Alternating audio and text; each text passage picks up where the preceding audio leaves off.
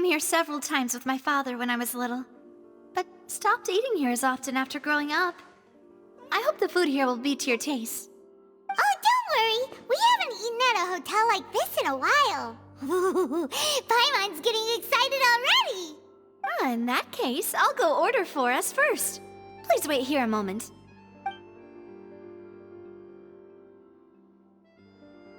Ooh, everything looks so good. People in Fontaine sure know how to enjoy life. Why, of course. Go ahead, try whatever you like. If the food's good, I'll make a group reservation for the rest of Spina di Rosula next time. And if it's not? Well, then I'll still bring everyone. Albeit with only one dish per table. You, sure have your own way of doing things. Oh, we called this a farewell meal, but we could also treat it like a victory feast, right? We did just win that case after all. Oh, true. Very true.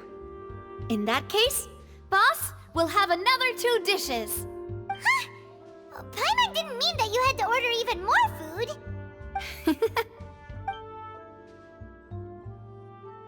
Speaking of cases, do you think that the mastermind behind the serial disappearances will get caught soon now that this has all happened? Well, we've certainly taken a big step forward, but I feel that's about it. We know that there's an organization that means to dissolve these young women, but we still don't know what they are really after. If it hadn't happened right in front of us, Paimon wouldn't have ever believed that a person could be dissolved like that. Right? Yet it was because this was such a preposterous notion that the investigation could never really move forward before. Ugh. If only that guy could have finished speaking! We were so close to hearing who was behind it. In such investigations, even the smallest step can seem like a yawning chasm if the trail of clues is cut off. To be honest, I don't have high hopes for any follow-up that the authorities might conduct. It's not that I don't have faith in their ability, it's just that a different perspective is required in some matters. It's easy to guard against and deceive a single narrow perspective. A shift in thinking is required at such times in order to produce a breakthrough. Which is exactly why the Spina di Rosula exists. Those highfalutin folk are not all-knowing. That's why we exist. To seep into the cracks where filth falls through. Where their watch fails them. Seems Paimon thought things were simpler than they actually are. It's all right. Well, this was supposed to be a farewell meal, so I doubt you have further interest in this business, right? Let's talk about something else. Like, what are your future plans? That's true. We didn't have a chance to speak to her after the trial ended. It didn't really seem like the right time or place to do it anyway. I see. So, your primary objective, which has been foiled so far, was to have a chat with the Hydro Archon. I've heard that there's a long line of people waiting to meet Lady Farina. I suspect you'll be waiting for quite a while, considering that you missed your chance today. Yeah, we've heard that she's super popular here in Fontaine, and that it'll be tough getting any of her time. Well, would you consider some more, unique ways? Perhaps even methods of, let's say, questionable legality? Guess that's Spina di Rosula's boss for you. Chock full of sketchy ideas. Well, what did you have in mind? Well, one way would be to infiltrate a performance troupe at the Opera House, only to abandon your act at the play's climax and ask to speak to her after the performance. I'm sure Lady Farina would be eager to see the ending, and would agree in order to finish watching the play. Could you suggest something a little more practical? This plan seems pretty hard to pull off. We'd have to go learn how to act, and acting's really hard. All right, here's another. Find a way to conceal yourselves under her bed. Then wake her up in the dead of night and demand answers. Don't let her go back to sleep until she answers all your questions. I can personally testify that this one works. When I'm sleepy, I'll do anything as long as I can finally get some sleep. That might work, but that's not really the problem. The problem is, we don't want to get ourselves arrested. Ah, valid point. I overlooked that part. I was just thinking about leveraging a person's desire for sleep. All right, no more joking around. Perhaps you could... Oh, I don't know. Cut the line when she's on a break. You did defeat her in court, clearing citizens of hers from false accusations. False accusations she had nearly upheld personally. I imagine that she feels quite ashamed about the whole thing. You mean that if we catch her while she's on a break, she might be too embarrassed to refuse? Oh, that does make some sense. Why don't we give it a try after this meal? You know, strike while the iron is hot and all. Huh? Paimon, did you drink my Fanta? Was this your drink? Sorry about that. Paimon wasn't really paying attention and the cup was right next to Paimon.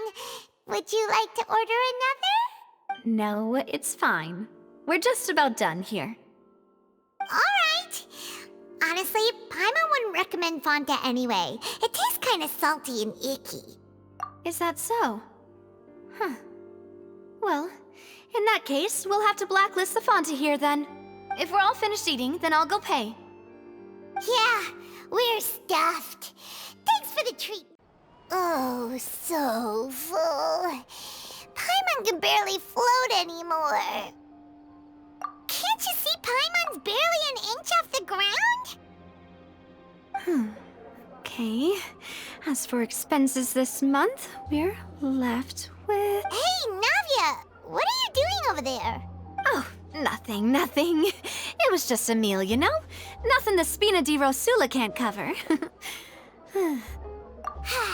Let's get ready to try to meet the Hydro Archon again. Bye, Navia! So this is goodbye, huh? Well, if you do encounter any other trouble in Fontaine, you're always welcome to contact the Spina di Rosula. I'll give your request the highest priority. In any case, I wish you smooth sailing. I'll see you again, partner. See ya!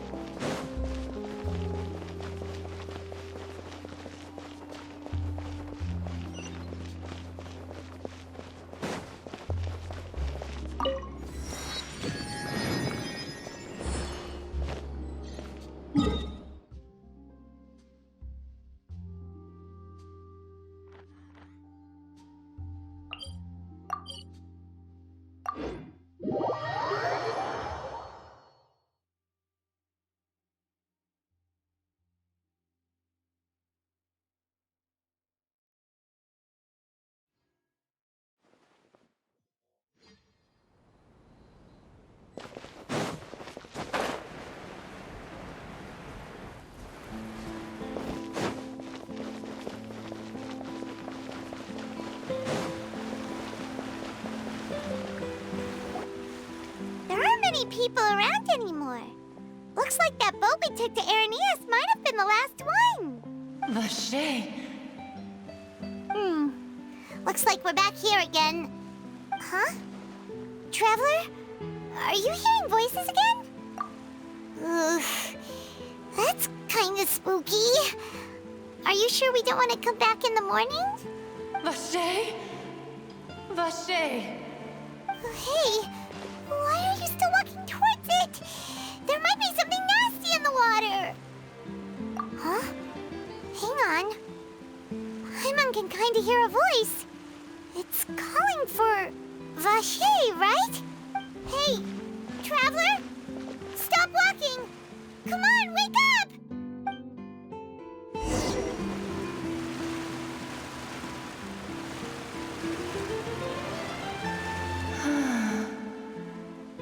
Vache, are you... my dear Vache? No, wait. You seem to be someone else. Do you know Vache? Do you know where my love is? Wait. Who am I? I'm very sorry. I fear I do not know. My memories feel like they have been washed away like a flood. So many fragments dissolved amidst the tide, never to be recovered. How much have I lost? How many things that I once held dear while on land have I since forgotten? Yes, that is what I was once. But now, I am but the consciousness of one who has lost their form. I do not know how I came to be like this either.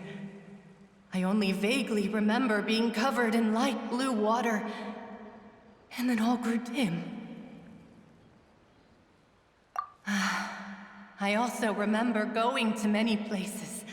I loved adventure, loved exploring places of peril.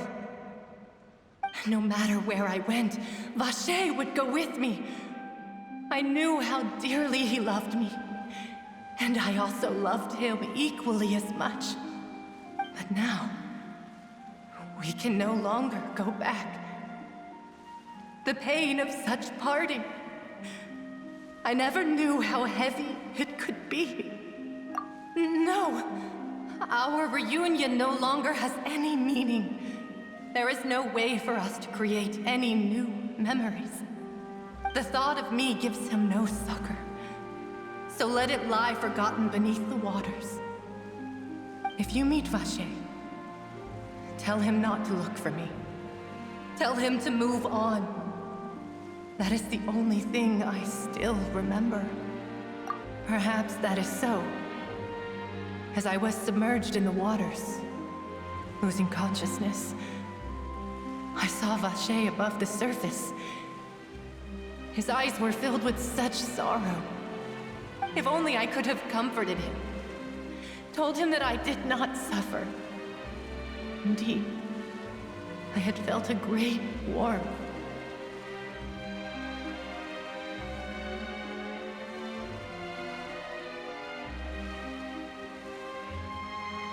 Is that what you call it?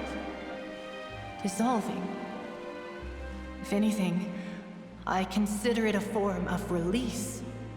It was a state of neither fear nor frenzy, with only an endless peace, like the water's still surface.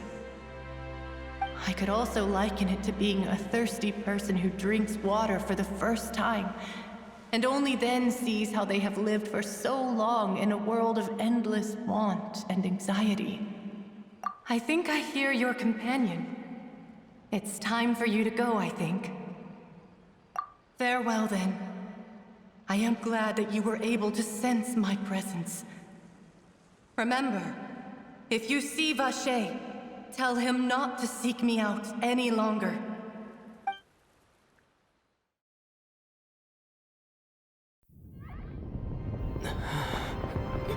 Wake up! Come on, hurry! Navi is outnumbered!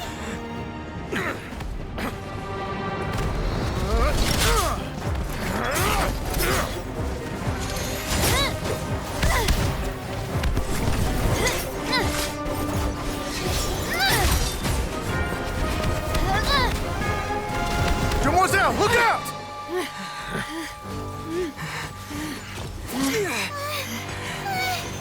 Dear God, it's a whole army of Gardamex.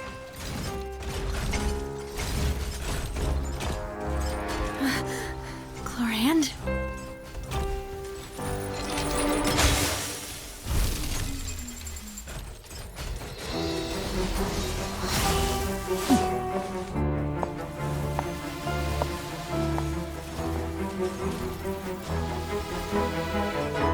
Quick, now's our chance!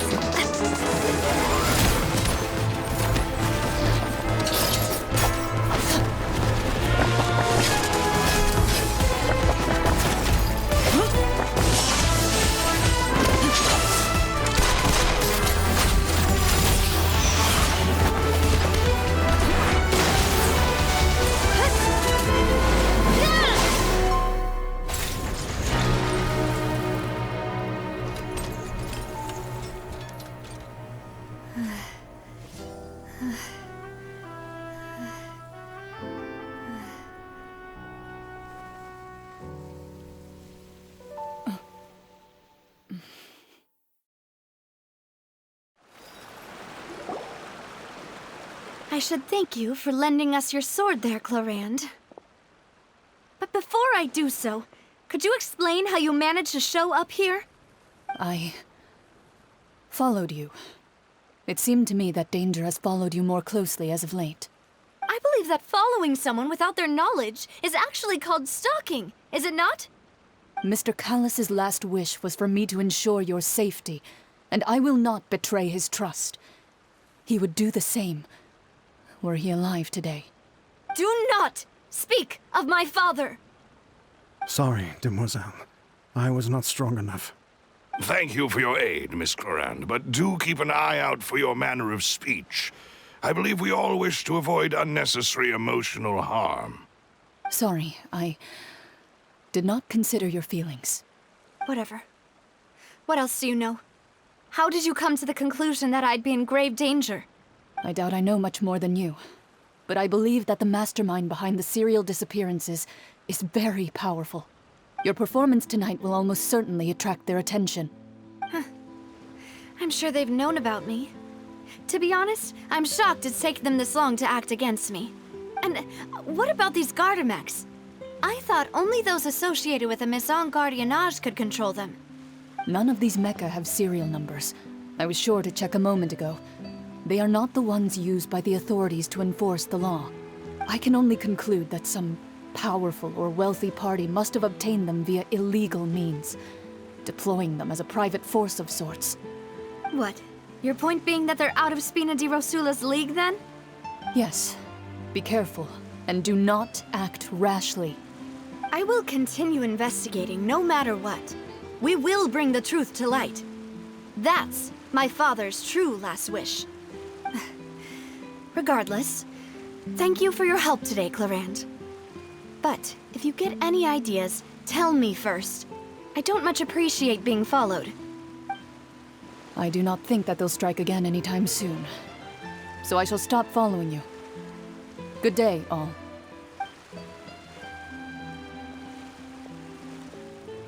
Right. I suppose that's the best news we've gotten today. Demoiselle, I believe that Miss Clorand was being sincere with you. If we tried, we could attempt to thaw relations a little. I know, she's... Oh, thank goodness! Paimon thought we were done for! Those Gardamex came out of nowhere while you were unconscious, and Nadia and her gang saved us! Oh, and there was that champion duelist named Clorand who came out to save us too! We got lucky there. Paimon probably couldn't have fought them off otherwise. Oh, come now.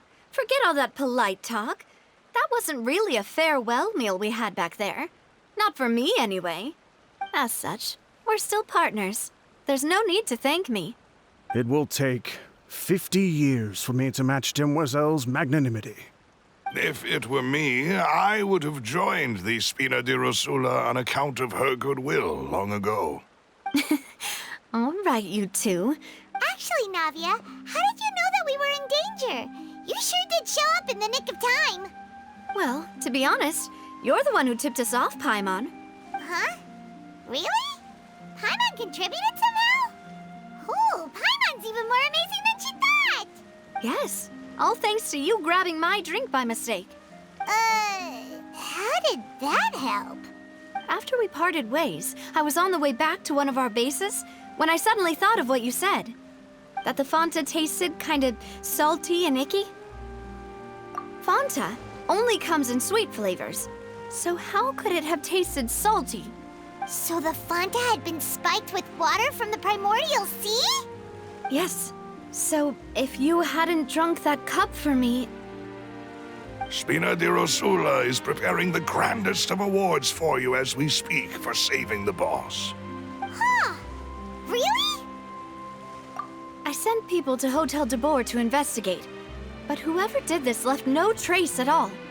That's when I figured out that you might be in danger and hurried here as quickly as I could. But why would they go after us too? All we did was defend Linny in court and help clear his name. Well, you did foil a plan that they were probably pretty proud of, and almost got their name in the process. Speaking of which, did anything strange happen when you drank the primordial seawater? Well, it can't be a coincidence that the traveler fainted just now.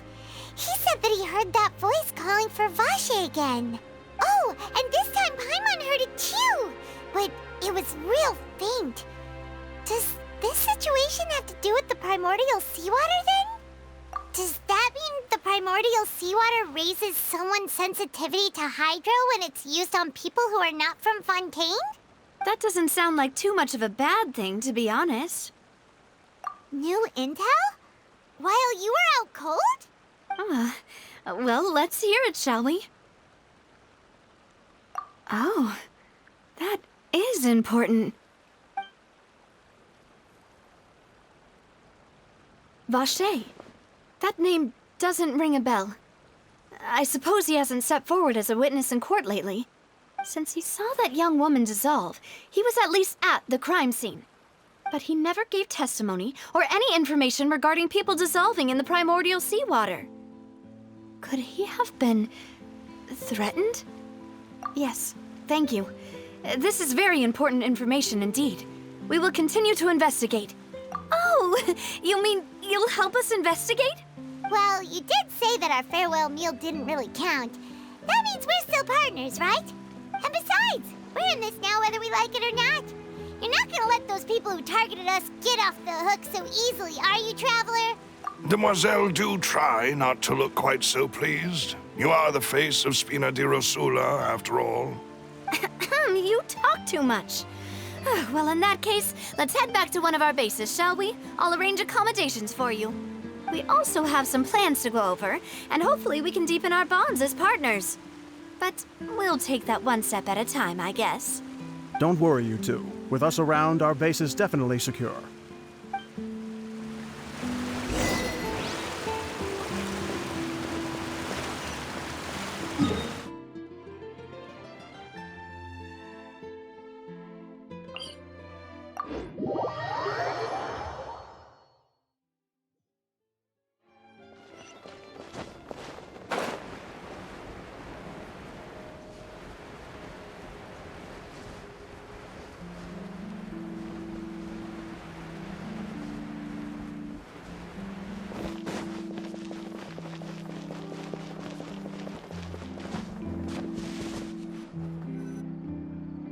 It's right up ahead, but let's make sure we weren't followed first.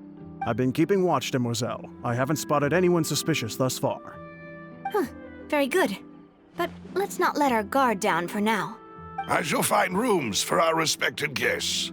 Thank you, Malus. Now, let's continue, Traveler.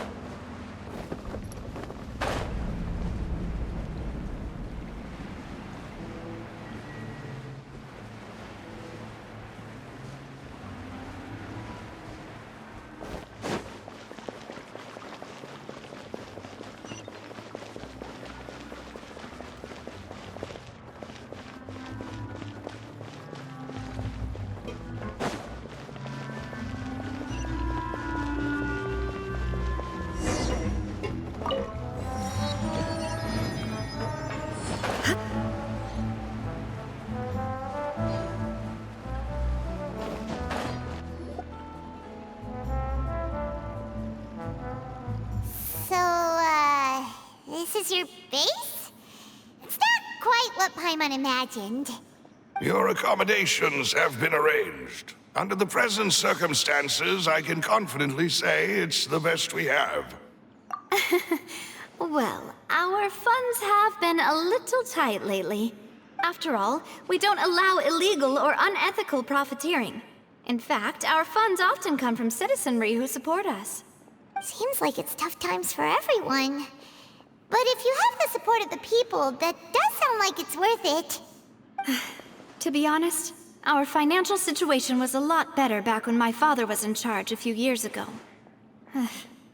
I'm afraid I'm not quite his equal. Your father... he was the previous boss of Spina di Rosula, right? How did he... Demoiselle, if you'll allow me to explain. No. I'll explain it myself. I suppose I couldn't run from this topic forever. And as partners, this is something I hope they can understand. My father's name is Callus. Yes, the same one they call Callus the Unfaithful. In this 3 years ago, he was accused of murdering his own friend. But he chose a duel to defend his honor, instead of standing trial. He died in the duelist's ring. Oh no. But I do not believe my father was a murderer. I'm sure he was set up. At the time, I believed that if he only stood trial and was duly investigated, something amiss would crop up and prove his innocence.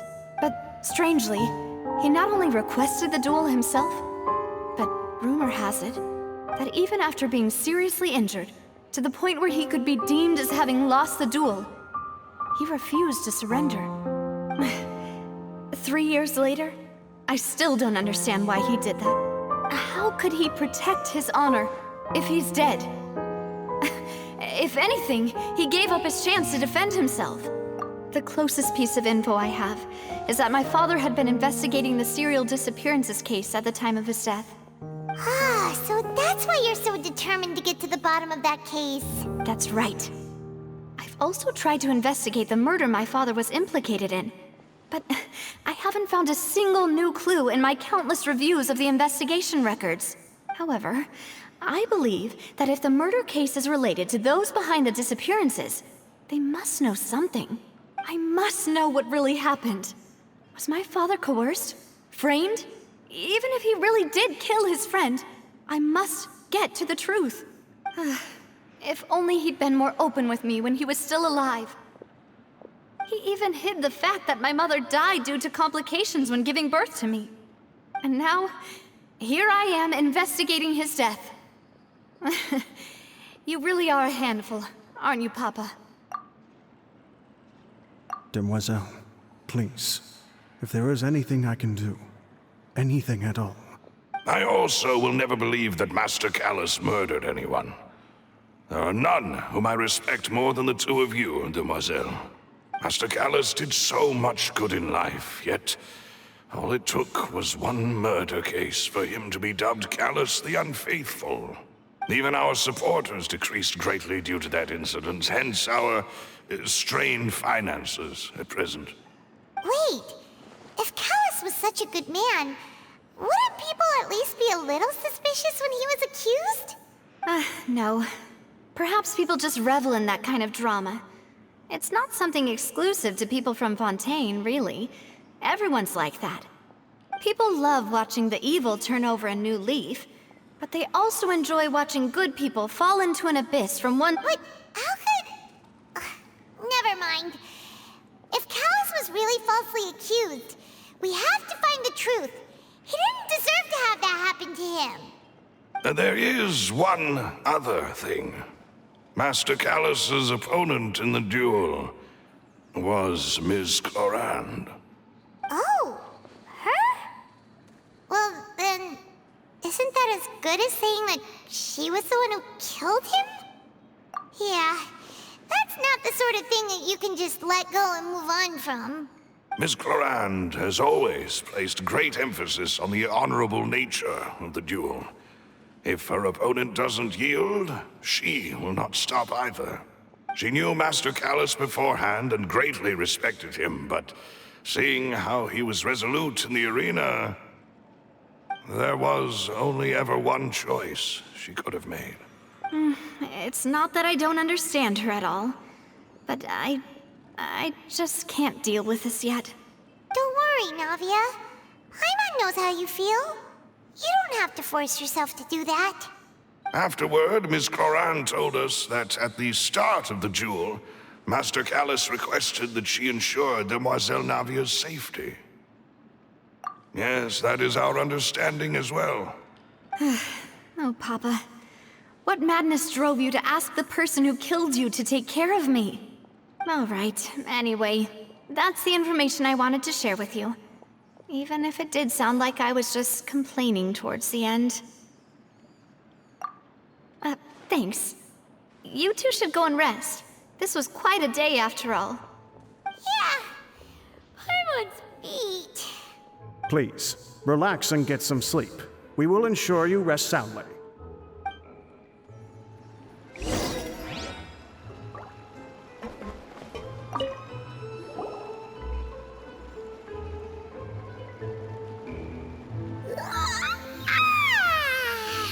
Paimon slept so well. This place feels almost too safe. Huh?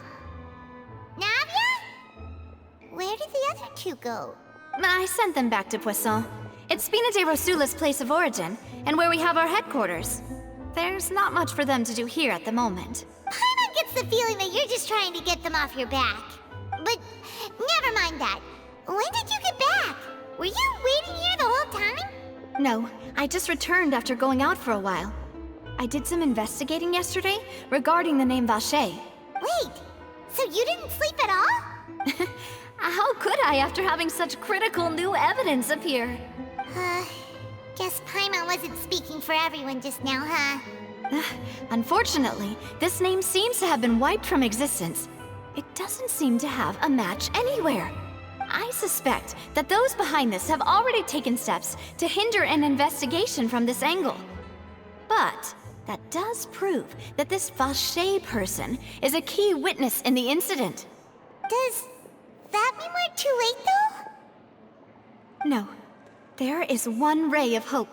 One place in Fontaine that they would find almost impossible to threaten. And that is the archives kept by Chief Justice Neuvillette. A place where detailed files on all the cases in recent years are kept. If the Oceanette you met is one of the young women who went missing recently, we should be able to find some related information there. So Neuvillette maintains an archive of case files? Whew.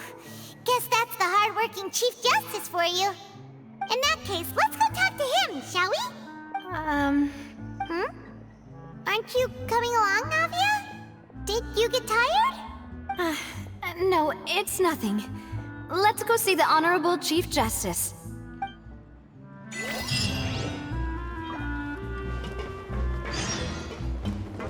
Read those parts. It's taking him so. I guess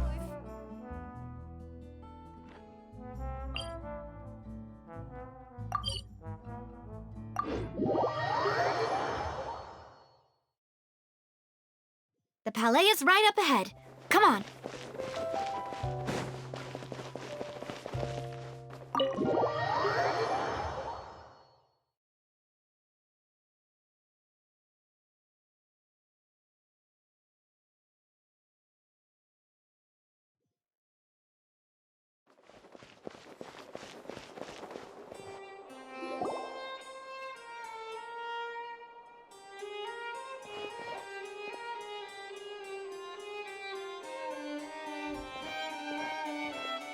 Halt! Please state your business here. The Chief Justice is presently occupied with official matters.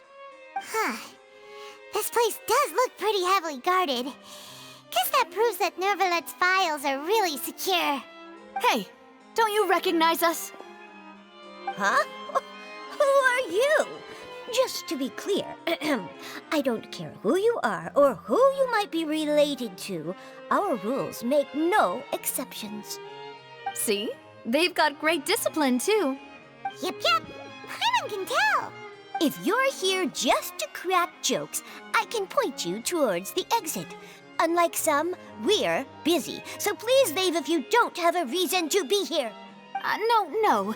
What I meant to say is, shouldn't you remember us from a few days ago? We were at the trial of the great magician Linny.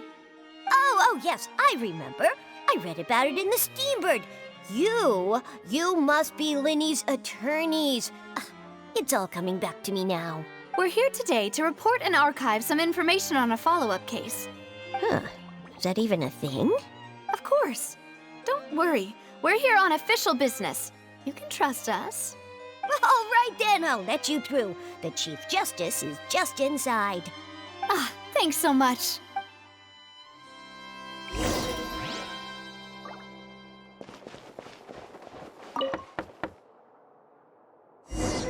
Please come in.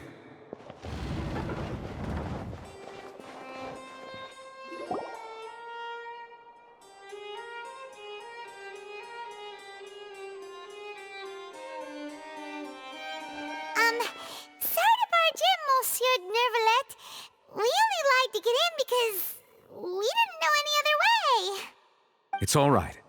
Please let me know how I may be of assistance to you. So you're not mad at us? We're looking for a man called Vache.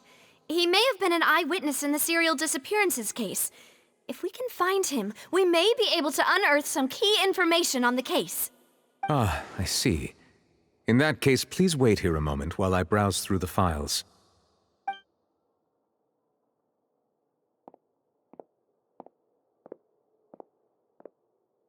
Who knew that Nervalet would be so easy to talk to?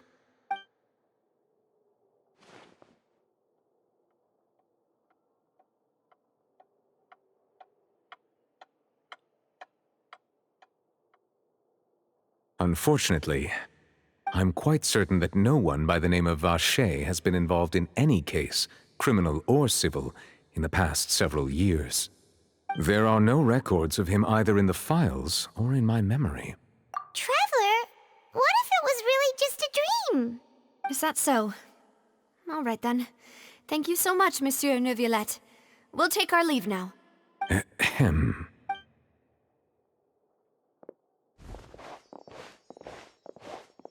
Miss Navia, I can understand how you feel. Your father, Callus, was a truly exceptional man. We deeply regret his passing. And what are you trying to say, Monsieur Neuvillette? Are you trying to console me? Extend your sympathy? Or just express some tendril of regret? No. You are not trying to do any of that. I can hear it in your voice. There's no emotion behind your words. You only said those things because you felt like you should. It's just like last time. After my father took his place in the duelist ring, I pushed through the guards to talk to you as a last resort. You even told me then that you thought there was something fishy with the case, yet you still allowed the duel to go ahead. In your eyes, the value of a human life is nothing compared to those cold laws you hold so dear. If you truly regret my father's death, then why didn't you call a stop to the duel? Why didn't you give me the power to stop him from throwing his life away? Why did you just let him die, despised and hated by all? Everything was hanging on a thread at that moment. Just the tiniest effort could have changed. If there are still so many things I never got to tell him. So many questions he still owes me answers to. If you really have no heart, then just look me in the eyes. I, Navia, will show you the true meaning of regret. I'm sorry, Miss Navia. You and my father are truly alike. You keep all kinds of things in your heart and never say a word to anyone. It's not so much that you can't feel, but that you would never express anything. Oh well.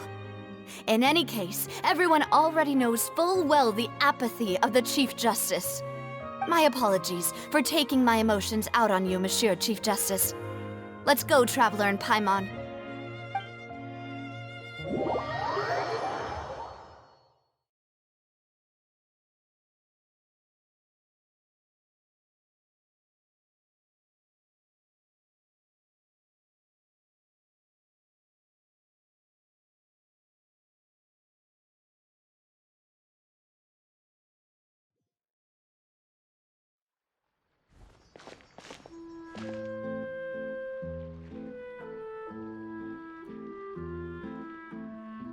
Navia, are you okay? I'm fine. Rain. It's raining. You're right. Wasn't it still sunny when we went into the building? And there shouldn't be any active trials today. How strange. Now that I think of it, on the day my father was convicted of murder, it was also raining. What is it? Did you think of something? Yeah, he was outside. It was uncovered and the rain could fall there. Why? Do you think the rain could have affected the crime scene? That thought has occurred to us before. We've even expanded the search area to try to account for that, but didn't find anything of value. Oh? Wait. You don't mean... So you're saying that the true murderer could have been turned into water and then got washed away with the rain? Yeah, and if that's what had happened, then no one would have believed your dad, even if he explained what he saw to the authorities. I really think I found a true genius for a partner. You're completely right. How did I not connect the dots earlier? All right, let's go to Poisson. With this new lead in mind, we'll get to the bottom of my father's case for sure. Yeah, we're gonna make progress for sure this time. Do you want to go with me now? Or do you want to head over by yourself later? Great. Let's go then.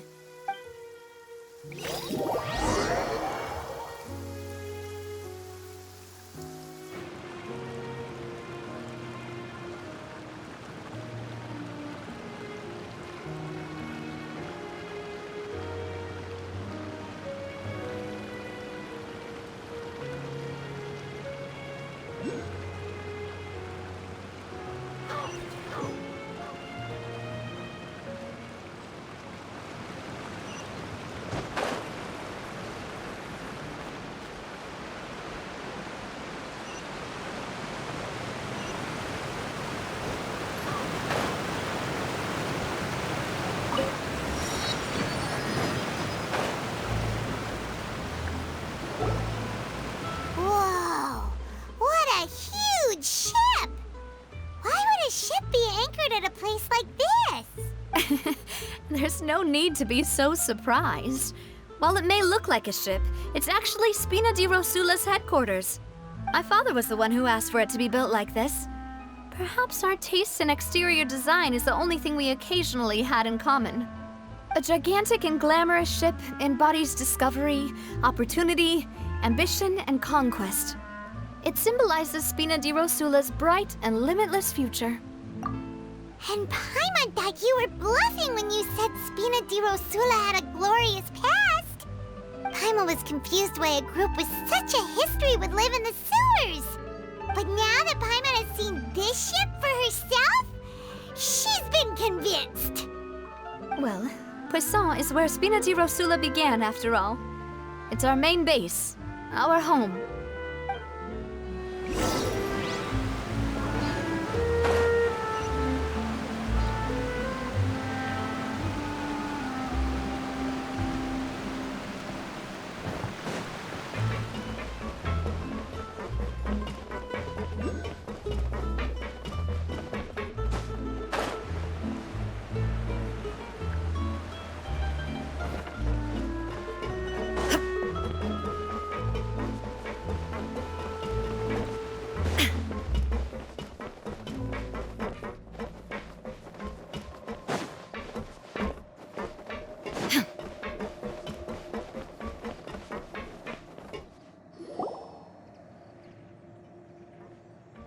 Melus, we're back!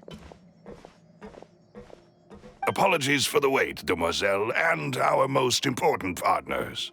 You said before that you still had some business at the court. What brings you back to Poisson so quickly? About that. It's because my partner here reminded me of something really important.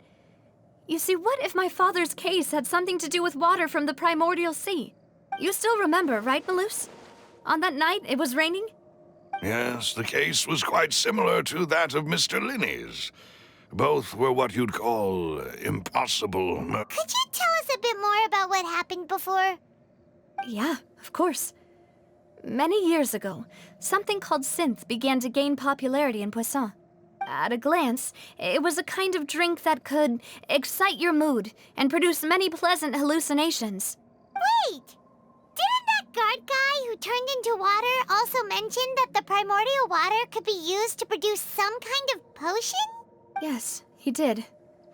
Considering what we know now, it's almost certain that synth is created using water from the primordial sea. If you drink synth for an extended amount of time, you'll suffer many side effects, such as losing the ability to focus or control your emotions. And if you were to stop drinking it completely, you'll experience flashes of paranoia and anxiety while lacking energy to do anything. It's an extremely dangerous substance. As he oversaw Puissant, my father was compelled to put a stop to synth abuse and called for a complete ban of it. Boss's uncompromising attitude incurred the synth vendor's wrath, but no matter how much they threatened or bribed him, he refused to yield. Not only that, Boss became determined to find the mastermind behind the synth operation. Yes, but the enemy was very cunning. So he could never get anything out of the dealers, all of whom only sold the stuff and weren't recognizing that. My father decided to contact the dealers in secret and cultivate personal relationships with them. Finally, he was able to convince someone to become his informant. The man's name was Jacques. He felt greatly ashamed about his work after seeing many families destroyed by synth abuse. That night, my father hosted a banquet at his countryside estate. He planned to meet up and exchange information with Jacques over some food. But then, we heard 2 gunshots from the courtyard. We raced to the scene and found my father, still holding a gun, and Jacques, who was already dead on the ground. Huh? How did that happen? Aren't they on the same side? Sounds just like Lenny's case, doesn't it? In both cases, the culprit seemed obvious, but neither appeared to have any motive at all. Looking back on it, though, I now believe the most important clue was something we all overlooked at the time. There were pieces of clothing left at the scene. Precisely. It's all thanks to you that I made the connection now. Back then, we all just thought they were some costumes that Jacques used to disguise himself at the banquet. But, considering it now, it's almost certain that they belong to a third person at the scene. With one extra person, we'll also need to reconsider why the 2 shots were fired. You're right. We still don't know what happened. But my intuition tells me that we're on the right track to figuring it all out. Jacques was an empathetic man who was infinitely remorseful for his past actions. It's unlikely that he turned on Boss with 0 warning. I think this third person is probably the key to the full truth. On that note, however, even though this will not please you, demoiselle, as your and your father's butler, I must still offer a word of warning. Our opponent is insidious and cruel. They are extremely difficult to deal with, and Boss has already lost his life trying to bring them to justice.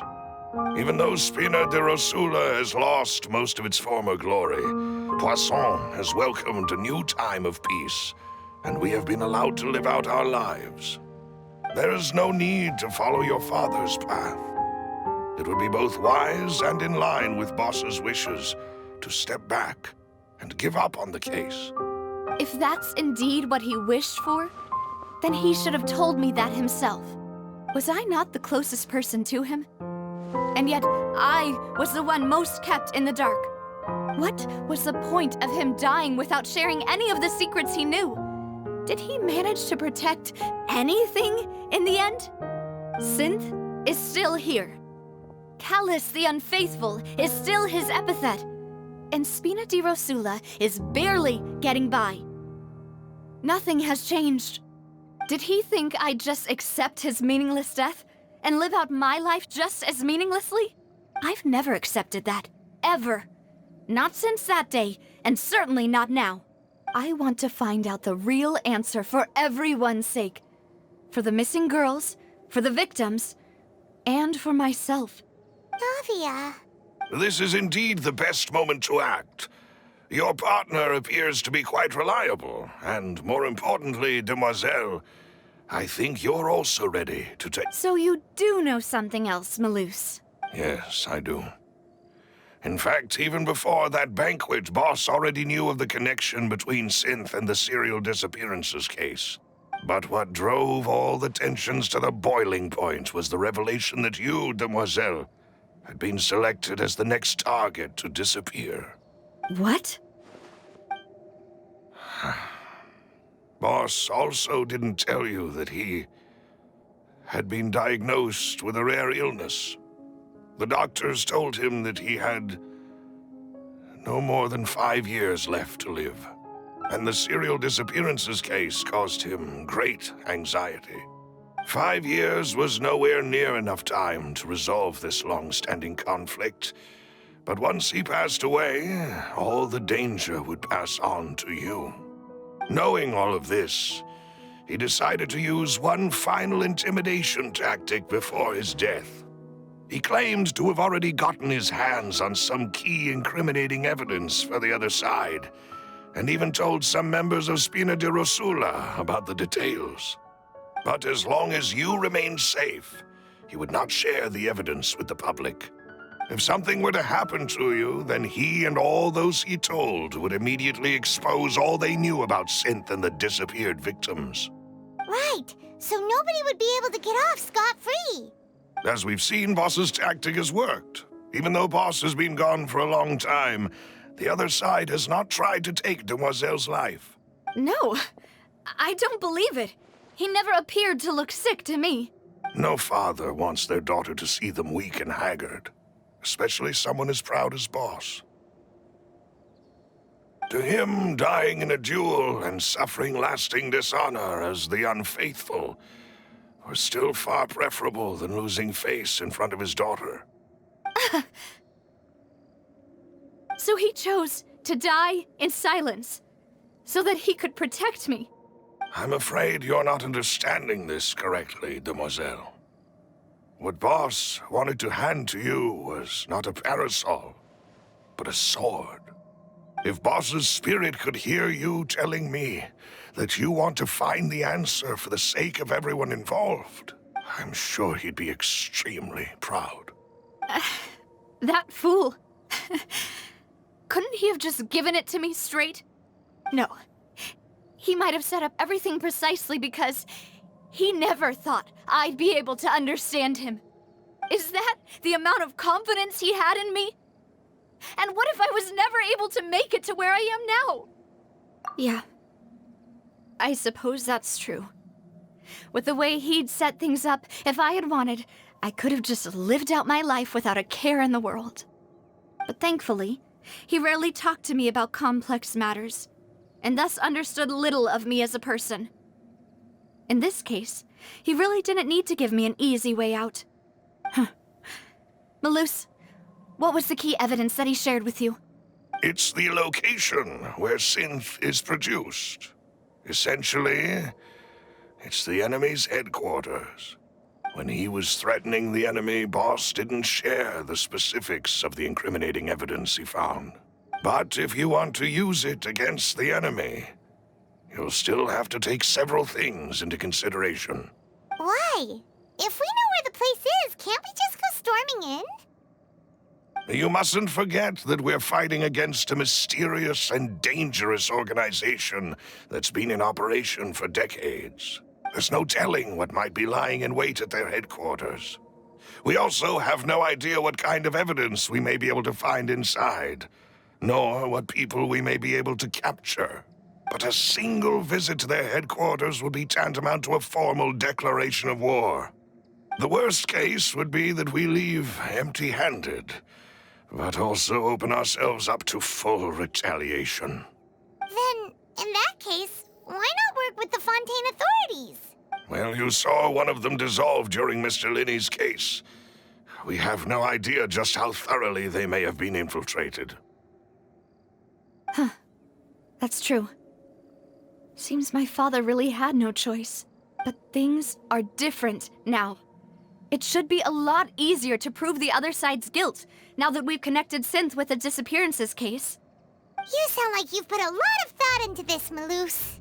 I am the butler, after all. I live but to serve the boss and Demoiselle's will. I've always been willing to take on any kind of risk for your sake.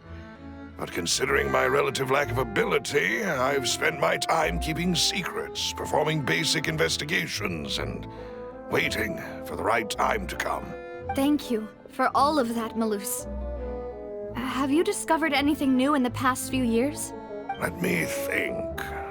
One conclusion I came to was that the enemy must be quite familiar with Spina di Rosula, or at least have an informant planted here. When I announced orders to the organization's members on Demoiselle's behalf, I used to deliberately keep a few people in the dark and observe the reactions of the synth vendors. If the vendors didn't change their plans, then the individuals informed of our orders must be innocent. If the vendors packed up and fled, however, then someone must have given them the news. After several rounds of testing and investigative tracing, I've narrowed the suspect list down to 3 people. The first is Florent, Spina di Rosula's senior advisor. Huh? Florent? Yes, surprising, isn't it? He was one of the people Boss trusted the most, which also means that he was someone who understood Boss really well. Thanks to his position within Boss's innermost circle, he always knew our upcoming plans and could thus avoid capture. There's someone else like him too. Marcel, the head of Confrérie of Cabrières. Uncle Marcel. It's a guild in Poisson. Boss helped it to grow to its current size and prominence. In the beginning, they were only reselling some daily goods, but now they're one of the richest guilds around, with a lot of business connections in the city. So, they're like a sister organization of Spina di Rosula? Yes, you can say that. When we were fighting against the synth dealers, they provided us with plenty of support. It's a bit difficult to imagine someone using their own money to hunt down themselves. The final suspect is Thierry, the man responsible for coordinating information between Spina di Rosula and the guards. Although the guards mostly leave us to our own devices, there are still many activities we have to report to the local authorities.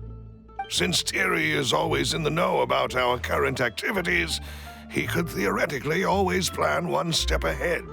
I see. These are all people who I communicate with quite regularly. To think that the enemy we've been fighting against has been right next to me all along, among those I trust the most. If you want to investigate them, please take every precaution to not alert the quarry. Judging from our experience, the enemy is extremely cautious. Of course. And thank you, Malus. You've provided us with a lot of great information. You're too kind, my lady.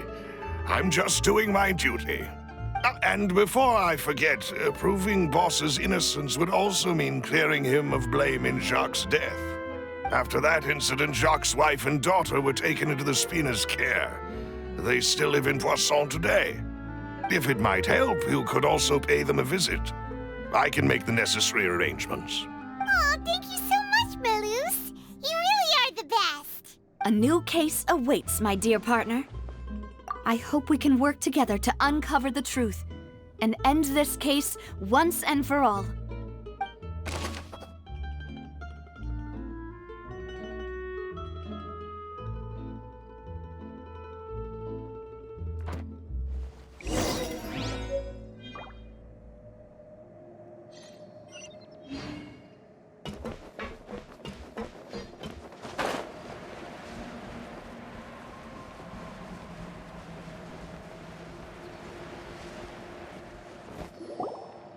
It is settled, then.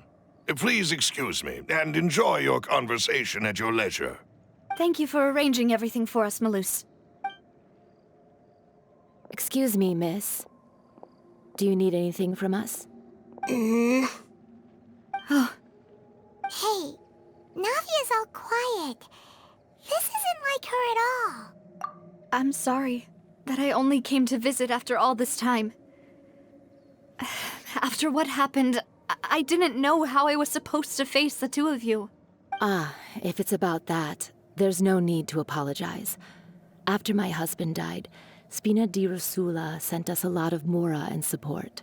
I understood your guilt and apology to be genuine. Aren't all of those things nothing compared to the loss of Jacques? I can understand the kind of pain that comes with losing a father so needlessly. You don't understand at all. I didn't know how to face you, because I didn't know what I could possibly bring as a consolation gift. I know only the full truth could bring closure to you. And to all of us. I'm sorry. I appreciate the sentiment, but you don't have to carry all that guilt. On the matter regarding my husband, my daughter and I have more or less found our answer already. Would you mind sharing it with me? I really can't believe that my father could ever bring himself to shoot Jacques. I always knew that my husband's money was earned through others' suffering.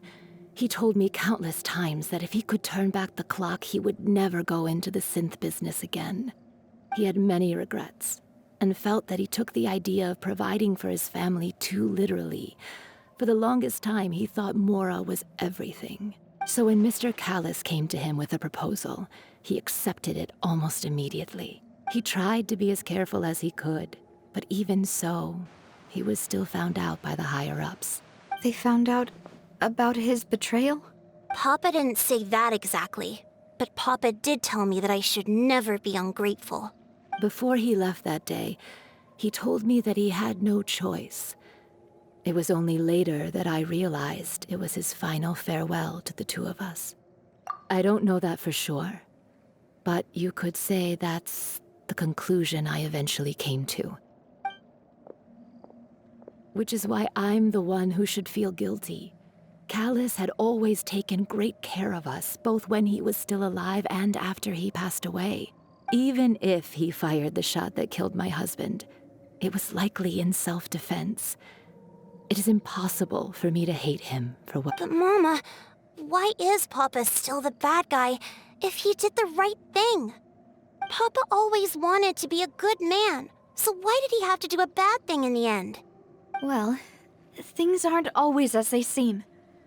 You still feel like your papa was a good man, right? Yeah, Papa was a really good man. The best in the whole world. Then you should hold on to that. If a good man had to do a bad thing, then he must have had his reasons. Regardless of whether he left you a parasol or a sword. He must have done so to give you a better life. Oh. Thank you for everything you've told me. I will definitely find the truth. The current state of things is not something I'm willing to just sit back and accept. Thank you. I'm very grateful to hear this from you. Even though your personality is quite different from your father's, your determination when you speak is really similar. You really think so? That's the first time anyone said that to me.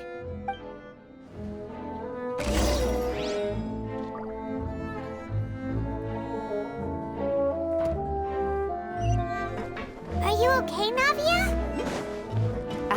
I'm fine. Don't worry. Let's investigate the 3 suspects next. Florence should be nearby, and we should be able to find Thierry and Uncle Marcel in the city. I'll get myself together on the way. So... Greetings, boss. How may I be of assistance today? I'm sure you've heard about what happened at the Opera House? Someone got turned into water right in front of us. Yeah, I've heard. With something that dramatic, I'm sure journalists will milk it for all it's worth. And it'll be all the talk for the next several weeks.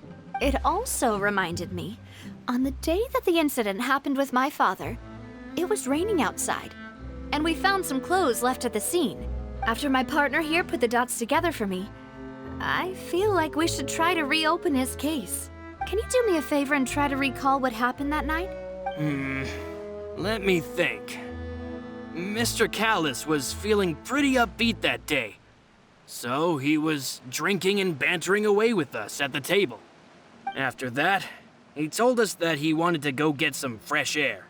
So we let him go without thinking much of it. Who knew that we would hear 2 gunshots ring out right after? My first reaction was that Mr. Callis's life was in danger. So I grabbed my holster and made a mad dash toward the scene. But when I got there, it was already too late. Mr. Callis was standing over a dead body with a gun in his hands. All we could do was look back and forth at each other. So you also remember 2 gunshots then? Indeed. The guard said that the first shot didn't hit anyone, while the second killed Jacques. But I've never really bought that explanation. Reason being, Mr. Callis had left his gun on the table. I even made sure to confirm that before running to the scene. But according to the guards, that doesn't mean he couldn't have had other guns on his person. About the clothes left at the scene that you mentioned, do you think there was a third person there who was turned into water? At least from our perspective, my father had no reason to kill. So he would also have no reason to bring an extra gun with him. The gun he was holding probably belonged to Jacques, or a third person on the scene. Yeah, that makes a lot of sense. So you're saying Mr. Callis ended up with the gun because he seized it from one of the other guys? But hold on. If that's what had happened, then why didn't he share the truth with any of us? He didn't even want to face the Oratrice machine, and chose instead to prove his honor in a duel. Did he lose all faith in the courts after seeing someone dissolve right in front of his eyes? About that, Malus told me a thing or two. So, I think I can understand why he committed to the duel. I'll tell you everything once the whole truth has been revealed. I understand. Then I'll leave Mr. Callis's honor in your hands, boss. And if I may just say one more thing, the whole Callis the Unfaithful epithet has been a thorn in my side since the day it was invented. Many people have laughed at me for still calling him Mr. Callis, even after so many years have passed. But it was Mr. Callis's trust that allowed me to rise through the ranks of Spina di Rosula and live the life I lead today, no matter what others might say. He'll always be the man I respect the most, and he'll always be my boss. Don't worry. I will definitely find the truth. You and all our other comrades at the Spina deserve to know the truth as well.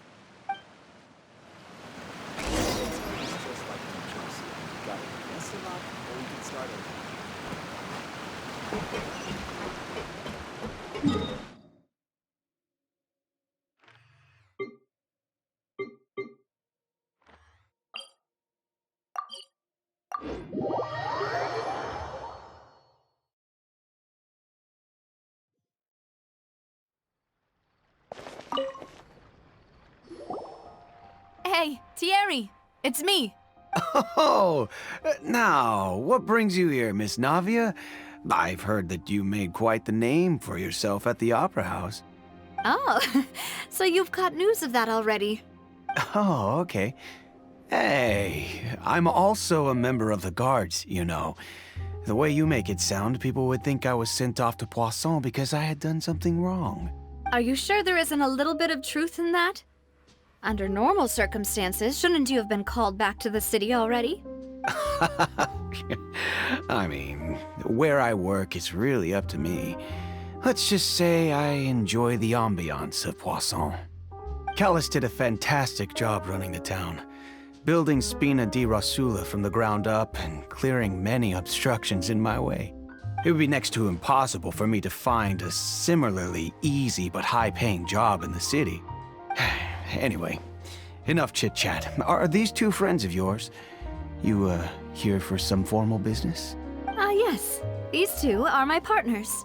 What happened at the Opera House made us realize that Linny's case and my father's may be related.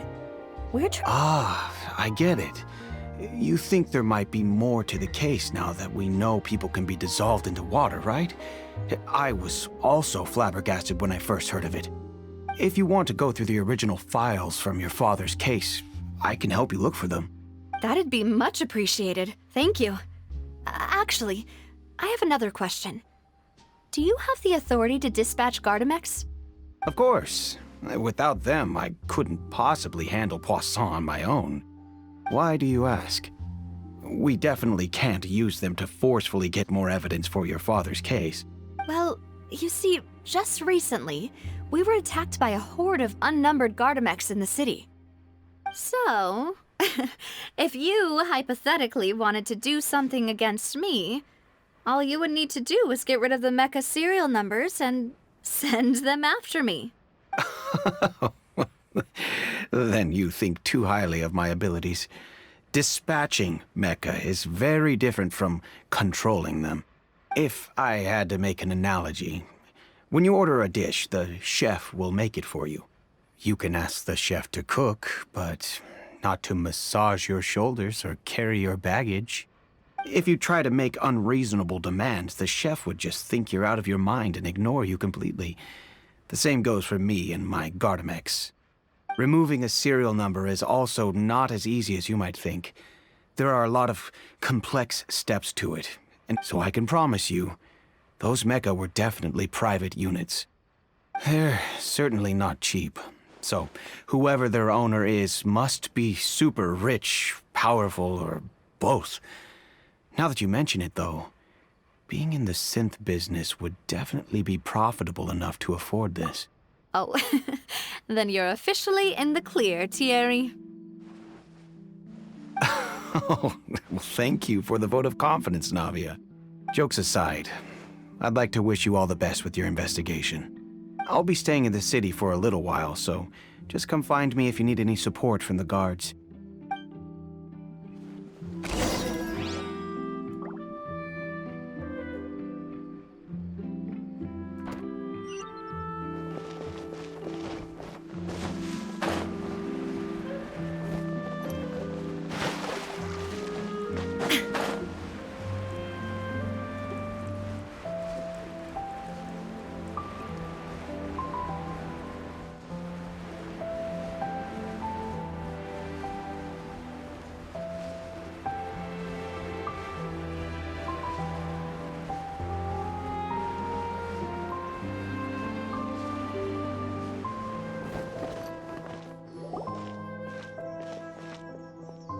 Hello, how may I help you?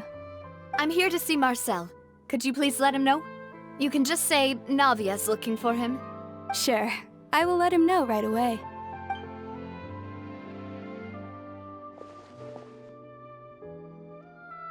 Navia, hello. Sorry to keep you waiting. I'm not as young as I used to be, so my legs are giving out a bit. Oh, it's all right, Uncle Marcel.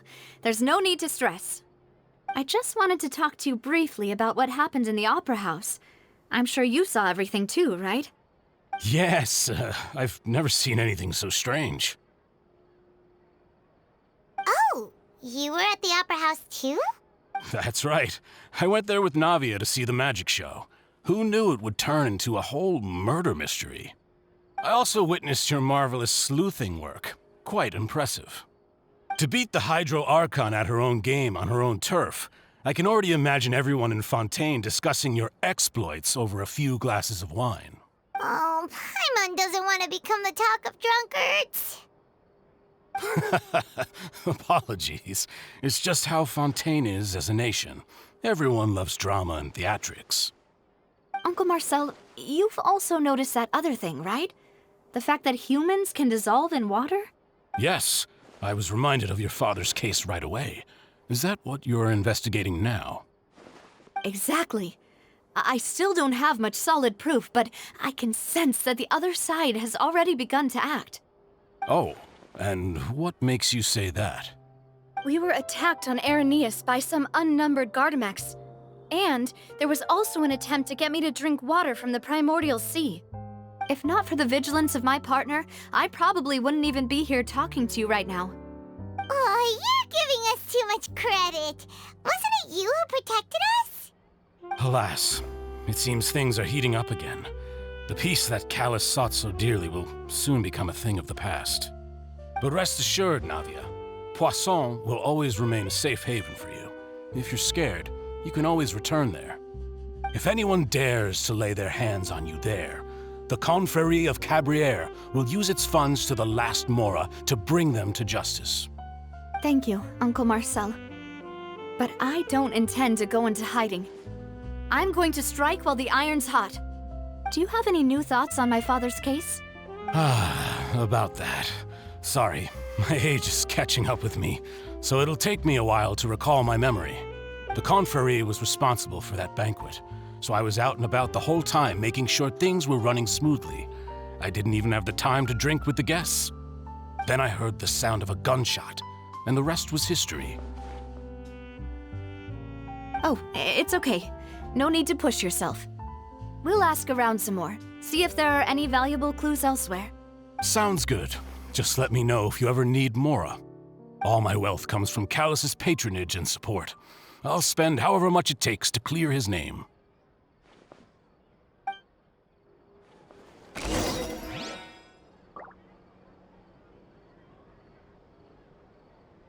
Being skilled at something.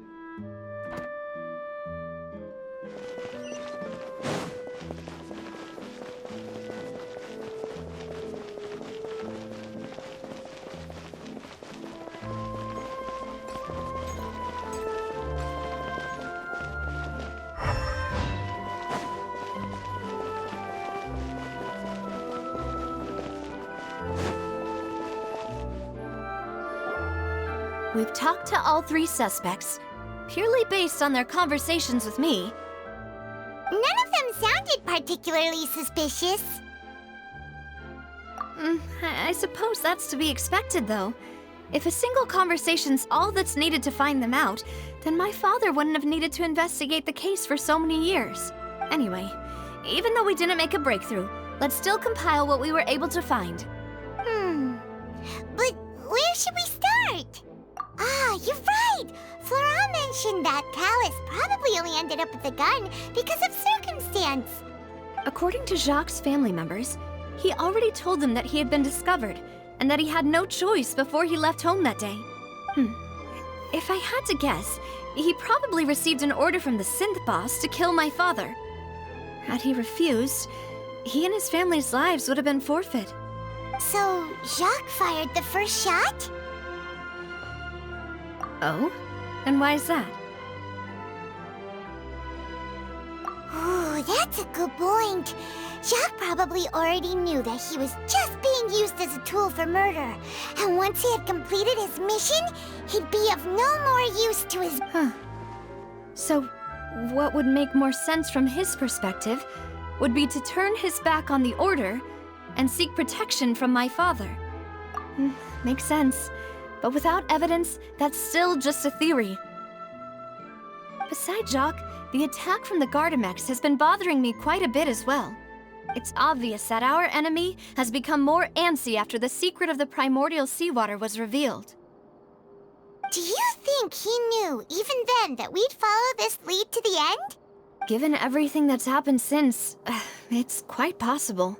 But who among the 3 suspects would have the ability to control privately owned Gardamex? Thierry, you say? It is possible that he's figured out a way to convert the Gardamex for personal use. But I didn't feel like he was lying when he was talking to us about the mecha. I also don't think he'd be able to keep that kind of tampering under wraps. Yeah. Had he actually tampered with the mecha, we'd be able to prove it with a simple check of the guard's inventory. If the mecha were taken from the guards, it should be pretty easy to find out when and how that happened. Uncle Marcel? My father did really trust him. And they worked together on a large number of projects. Maybe that's how he got to know Jacques. And with funds from the confrérie, he could also afford a large number of Gardamex. It's still really hard for me to imagine, though. After all, Uncle Marcel has been around since I was just a child. Also, wouldn't this mean he has been spending a whole lot of Mora and energy to fight his own synth business? Florent?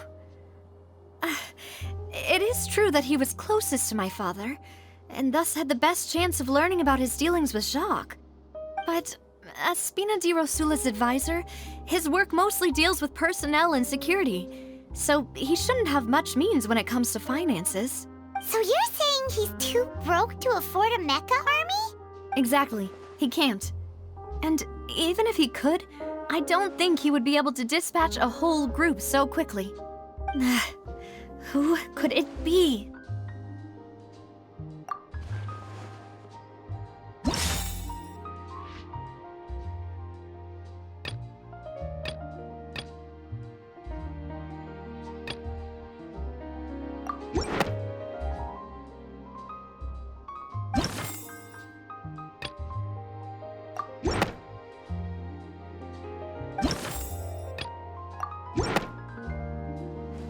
You know, if you think everything through, Uncle Marcel is indeed the most suspicious of them all.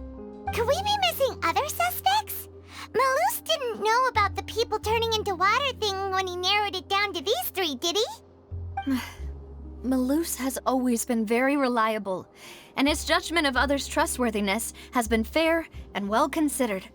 The suspect is knowledgeable about the Spina's internal affairs, has the means to dispatch Mecha to assassinate us, and possesses significant intellect and foresight. Even if I don't want to believe it, I'm starting to see how things could all tie back to Uncle Marcel. Well, we still have another trump card on top of all the theorizing and speculating. Yes, Malus did say that charging straight in there would be extremely risky, but we don't have any other options right now. We need far more solid proof before we can hope to go charging in on our enemy. Navia, here you are. Oh, I've been looking for you. Huh? Aren't you the guy from the guards? Did something happen? Yeah. News came from Irenaeus just after you left. We've got another trial on our hands. Wasn't that place built specifically for holding trials?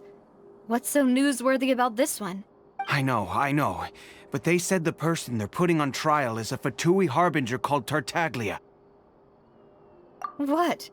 Is that someone you know? Yeah, we know him. Maybe even a little too well. Well, he's been accused of being the true culprit behind the serial disappearances case. It's absurd, don't you think? Wait, how? None of our investigations have had anything to do with him. That's what I thought was strange about it, so I came to tell you the news right away. If the charge against him stands, then it'll be next to impossible to get the guards to support any of our planned investigations. Right, because they'll think they've already found the culprit. Yeah, and it'll be a lot harder then to clear Mr. Callus's name. I understand. Well, partner, what do you think we should do? Huh? Split up? What do you mean? Just as expected of my partner. Since this is a trial about the serial disappearances case, the culprit's attention will be focused on Irenaeus, leaving his home base wide open. You're right. This is our best opportunity. All right then, let's do this. I'll stall them at the Opera House and charge Marcel as the true culprit. I won't have any chance of making that charge stick, though, unless we find more evidence. It'll be up to you to make it back in time and hand the decisive evidence to me. We'll help you, just like you helped us in Linny's trial. Demoiselle, please allow us to accompany you.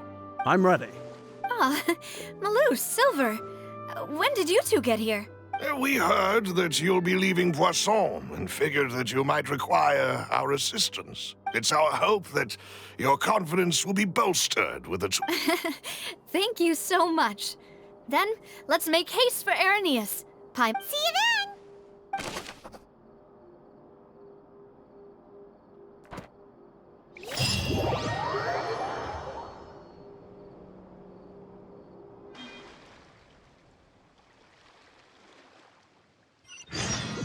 Now that Navia has set out for Irenaeus, we should also get going. The location has already been marked on the map, so let's head over. Huh. According to Malus's info, the synth production base is underwater. Let's go and try to find the entrance.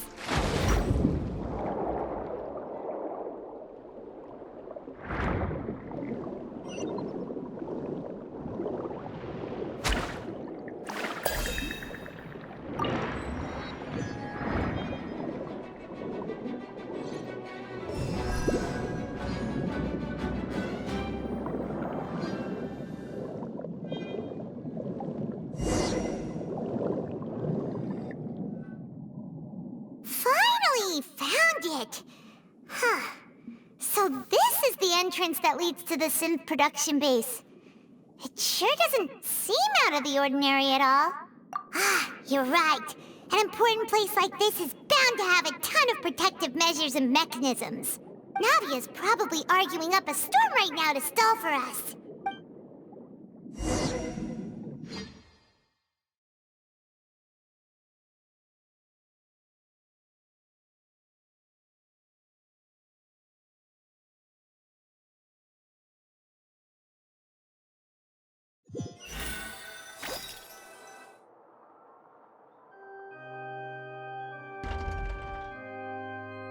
It would appear that I must repeat my question again, Mr. Tartaglia.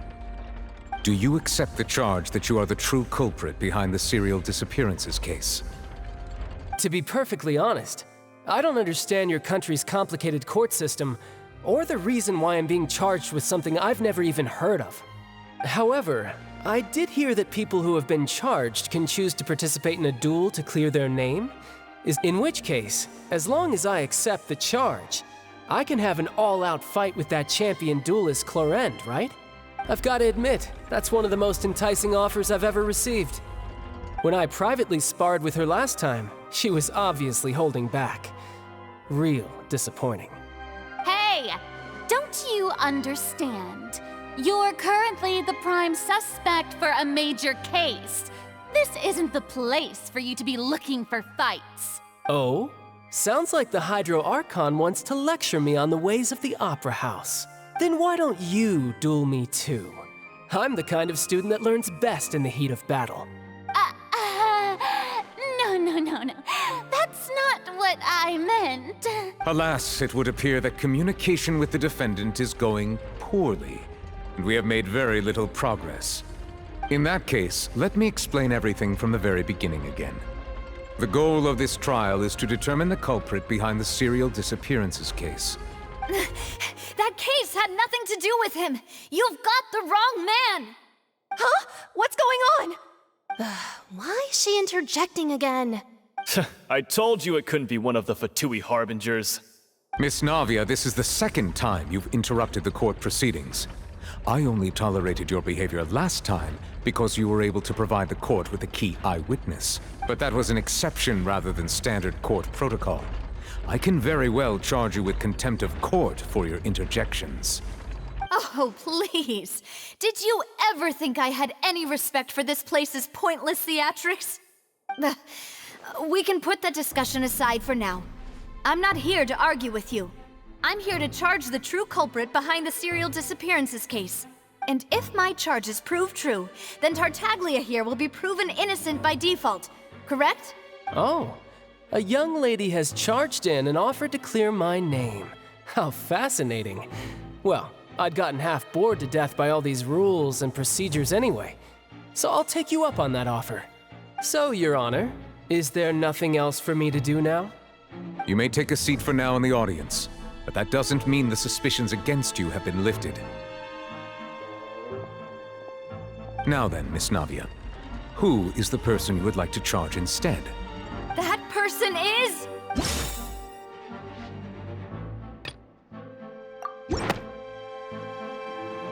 Marcel, the head of Confrérie of Cabrières! Huh? What confrérie? Never heard of them in my life. I've heard of them, but weren't they Spina di Rosula's sister organization? Oh, is this going to be a friends to enemies type situation? Please let me remind you, Miss Navia, that charging someone is an incredibly serious matter. Committing to the charge also means taking on the legal responsibilities associated with it. And if the charge fails, depending on the circumstances, you may also be charged with the crime of making a false accusation. Yes, I do. In that case, I declare the charge to be valid. Miss Navia and attorneys, please take your places on the court. Members of the guards, please contact Mr. Marcel right away so that he may stand trial.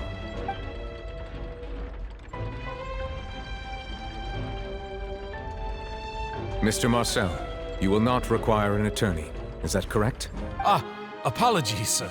It all just happened so quickly. I still haven't figured out what's going on. I think an attorney won't be necessary. This is probably just a misunderstanding between me and Navia. Very well. In that case, since both sides have now arrived, Miss Navia, please present your charges. I would like to take everyone back to 3 years ago, to the case of Callus the Unfaithful. Only through elucidating what really happened in that case can we connect all the dots for the serial disappearances case. Navia, do you really think that I was the one who killed your father? Come on, why would I do that? Callus was my benefactor, and remember, both you and I only ran to the scene when we heard the sound of a gun. If that's enough to make me a suspect, wouldn't that make everyone at that banquet a suspect as well? I think there's no point in getting into the specifics right now. The audience doesn't even have the big picture yet.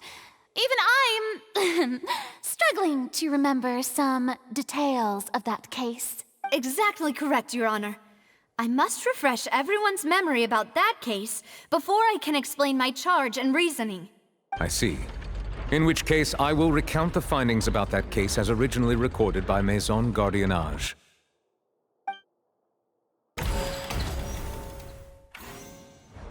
On the day of the murder, Spina di Rosula hosted a large banquet in a countryside estate owned by the Confrérie of Cabrières. During the banquet, all attending guests heard 2 gunshots from the courtyard. When the guests arrived at the scene, they found the primary suspect, Callus, holding a gun, while his acquaintance, Jacques, lay dead from a gunshot wound. The guards' investigation did not recover any other firearms from the scene.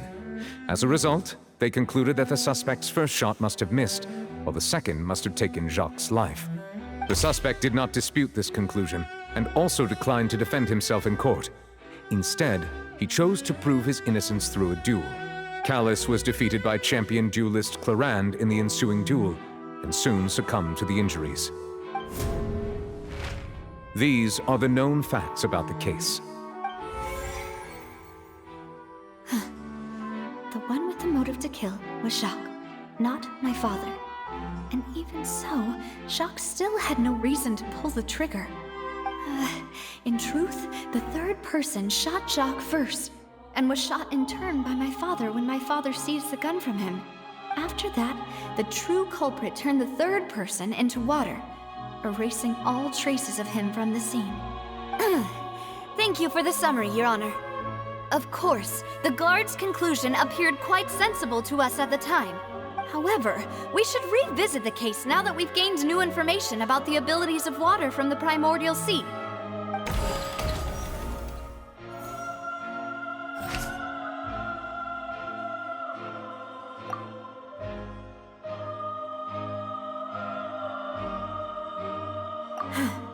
Something's not right.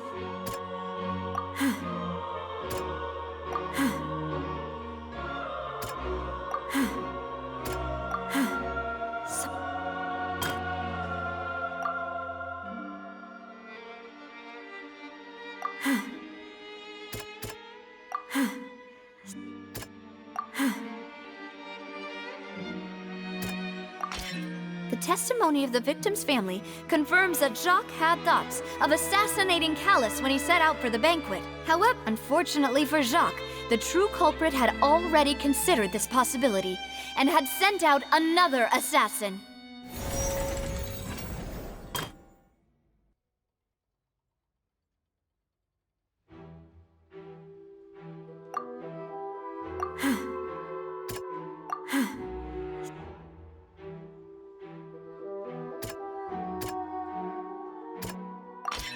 This assassin first shot Jacques, then turned to shoot Callus, only for Callus to wrestle the gun from him and kill him instead.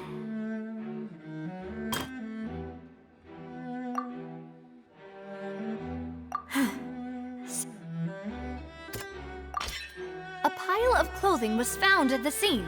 The guards once believed they were used by Jacques as a costume to disguise himself. But now, it is clear that the clothes were proof that there was a third person at the scene. And since it was raining that day, the culprit was confident that they could use the rain to wash away all traces of their dissolved accomplice. Realizing this, the true culprit caused the hired assassin to dissolve into water, leading everyone to believe Callus was responsible for Jacques' murder.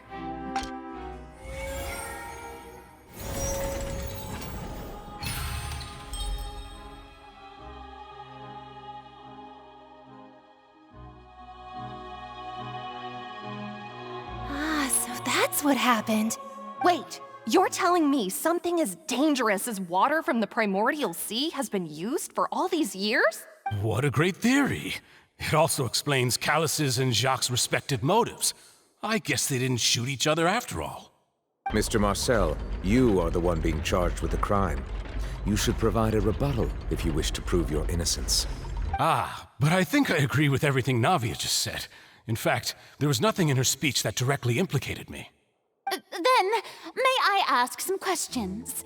In my opinion, we primarily need to determine two things. One, do you have the evidence to back up your claims? I'm afraid not. Boo! If you don't have any evidence, you should just go home! I may not have the evidence with me, but I know where I could go to collect it. If we look up the deserted clothes against a record of people who went missing around the same time, we should be able to find a match. Considering the serial disappearances case, the guards probably kept careful records of all missing persons from around that time, regardless of age or gender. That makes sense to me.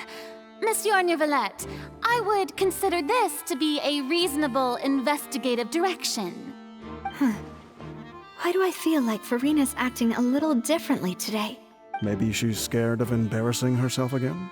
Alternatively, she's become more diligent after charging an innocent citizen in the last trial. My second question has to do with the ensuing duel. If the truth is indeed as you described, then why didn't Mr. Callus explain himself in court? If he had testified that a person had been dissolved, he could have at least mounted a defense. I've thought about this too, and the answer is actually pretty simple. He felt there were things that were more important to him. The dissolving power of water from the primordial sea is an important secret for the true culprit of the serial disappearances case. My father could have exposed it for all to see, but he chose to take it to the grave. At that time, Spina di Rosula was in dire straits, and his reputation had already been shattered. He had no guarantee that going forward with the truth would allow the culprit to be brought to justice. What was certain, however, was that it would paint a gigantic target on my back. Boss once told me that Demoiselle had already been selected as the next target of the serial disappearances case. What? If the secret had gotten out, the culprit would have fought an all-out war with Espina right there and then. I wouldn't have been the only one in danger. All of us would have stood to lose our lives. Of course, the guards might eventually figure out the truth of the matter and determine that we were in the right. But what good would that do? How can a hollow verdict protect anyone? Had this opera house ever given my father any kind of confidence in its brand of justice, Spina di Rosula would have had no reason to exist.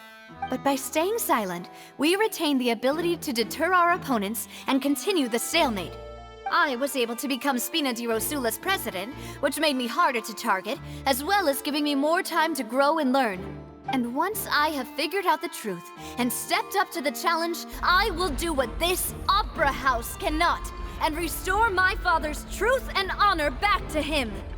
So, you mean to say, your father intended to die in the duelist's ring? That's right. Do you have any proof? Of course. All you need is to ask his opponent, Clarand. I don't need your apology, your guilt, or your support from the shadows. But since he entrusted his will to you, Clarand, you should tell us the truth about his sacrifice. So, during the duel, did you believe that Callus was intending to die? Yes, I did. As a champion duelist, I've fought many battles and taken a countless number of dishonored lives. In my line of work, I've seen all kinds of people give their all for the faintest hope to continue living. Some were determined, others passionate, and some even manic and twisted. Just one look and I can tell if a duelist is hoping to live or if they're looking to die. I hereby swear on my name and honor as a champion duelist that Mr. Callus never intended to leave the ring alive. Since that's your testimony, I have no more questions. It appears there really are good grounds to reopen this case. I concur. However, Miss Navia, you still have not explained the link between your father's case and the serial disappearances case. Right? What she said was fascinating, but kind of beside the point. Wait, weren't they just talking about the serial disappearances case? Of course, Your Honor. The two cases are connected via a matter of timing. In my father's case, the culprit intended to kill both Jacques and Callus. As a result, they planned to act after hearing 2 gunshots.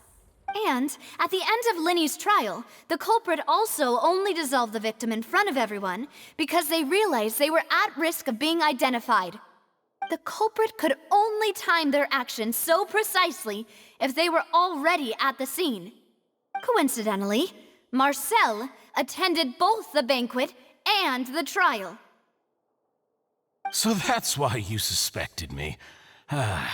Even after hearing your reasoning, I still can't help but find it a little preposterous. I'm used to it, though. You've always been an impulsive and sentimental child, Navia. It's one of your most endearing traits. No need to appeal to pathos. I won't try to refute your points one by one, but even if everything you just said was true, can you prove that I was the only person present at both events? On top of that, does a person have to be physically present to control the timing? Can't someone remotely monitor the place? Know what she can say to that. I know that even with that, you might still think you can reduce the list of suspects with some further investigations, until I'm the only one left on the list. Alas, who won't feel at least a little hurt by an accusation of murder from a girl you see as your own daughter? But if I were to dismiss this completely, you'd also think I'm not being considerate of your feelings. Ah well, let Uncle Marcel teach you another lesson. Do you know what the biggest flaw in your reasoning is? I suppose you're gonna tell me anyways. It's timing again.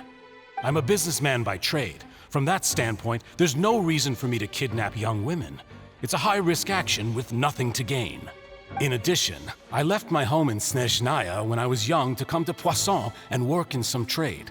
My business only thrived when I received Callus's patronage. But the disappearances began before I ever stepped foot in Fontaine. I do apologize, demoiselle. This was my mistake. No, it's not your fault. I'm sure he had come prepared. Is there anything else you'd like to say? Would you like to check the date of my first business license against the first known case of the serial disappearances? You can also take a look at my border entry records, or ask my friends and family when I left Snezhnaya for the first time. Could those records and testimonies do something to appease the unspeakable anguish in your heart? Seems like she got the wrong guy. At this rate, Navia will be convicted for falsely accusing him. I think you've done a superb job of dissecting your father's feelings as he neared the end of his life. But aren't you going against all of his wishes and expectations right now? He wished for you to become more rational, collected, and conscientious, instead of dwelling only on your own feelings. Once you've learned to be more considerate of others' feelings, and to stop rushing headlong into things, This isn't just about me, and it never has been. The biggest difference between me and the rest of the victims is that I still have the ability to search for the truth.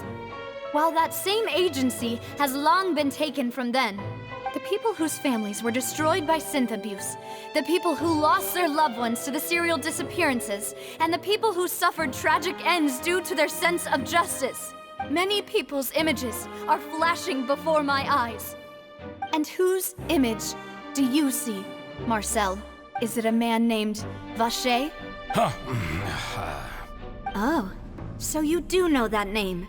I'm merely surprised you'd suddenly say the name of someone I've never even heard of. I was waiting for you to say that.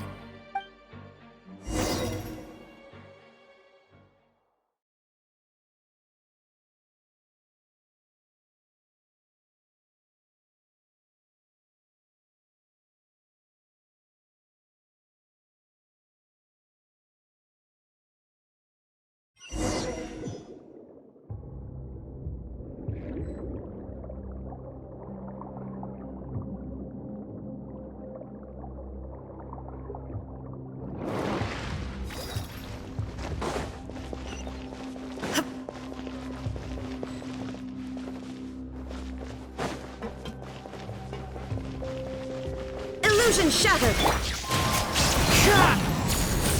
Teamwork is strength!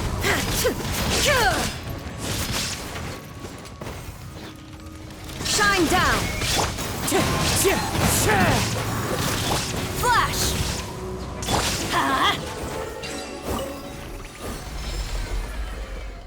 Whoa! The floor is going up! Is it because of this mechanism in the middle? That guy really prepared a lot of stuff for this place.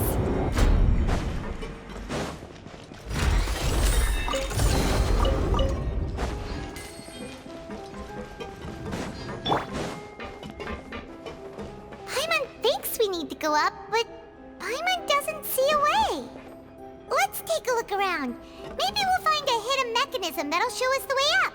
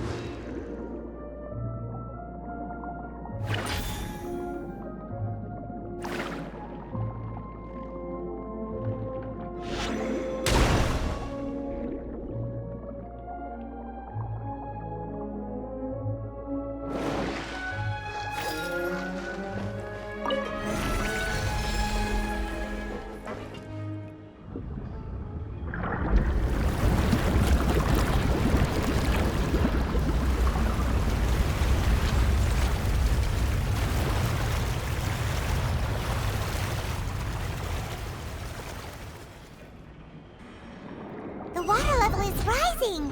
Now we can swim to the top! But this is still a ways away from where we need to go.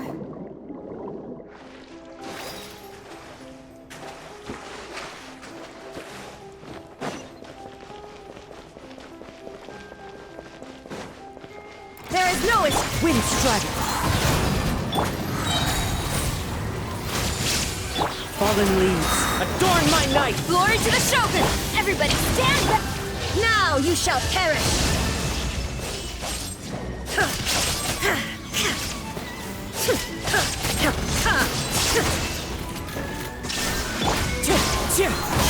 Strike! Let's light it up! Wind strike!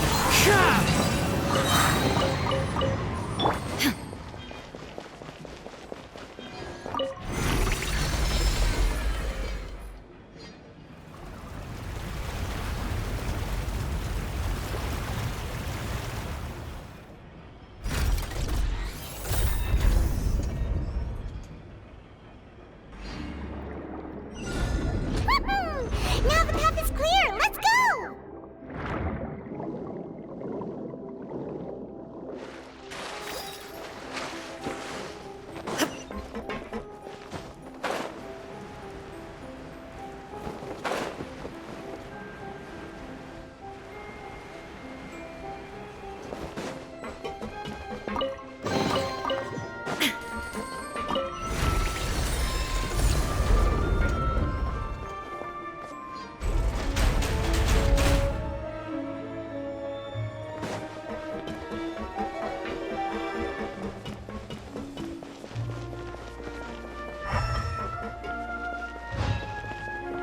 Shine down!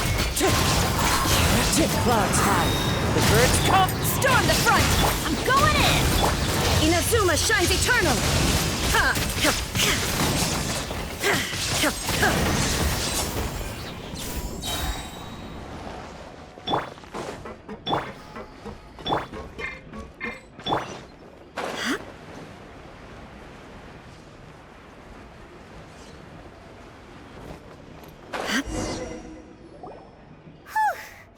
After all that, we finally made it to the innermost sanctum. Though, as expected, the mastermind isn't here. That's right. Then let's hurry up and find some evidence so we can get back to the Opera House and help Navia.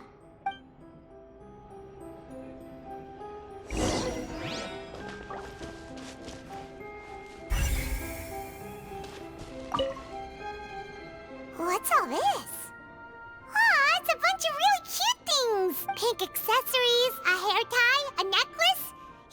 makeup box. Oh, Paimon sees it too, but why are all these cute things labeled with different girls' names? Huh? You mean the girls from the serial disappearances? And then they were turned into water, and all the boxes of things. These names. That...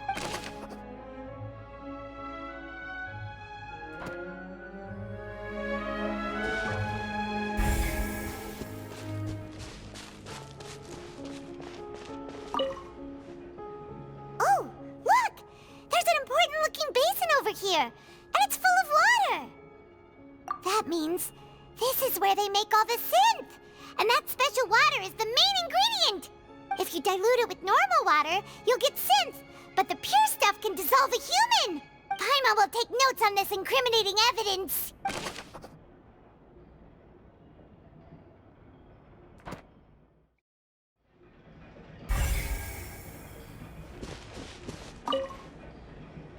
Let's see what's written here. Nothing escapes Detective Paimon's eyes. Callus. Navia's father. Oh, this seems to be an investigation report on him. Yep, it's about finding someone to assassinate Jacques and Callus because of a lack of confidence that Jacques himself would go through with it. This should prove the existence of the third person, right? We still have not determined the exact content of the key information Callus has passed on to certain members of his organization.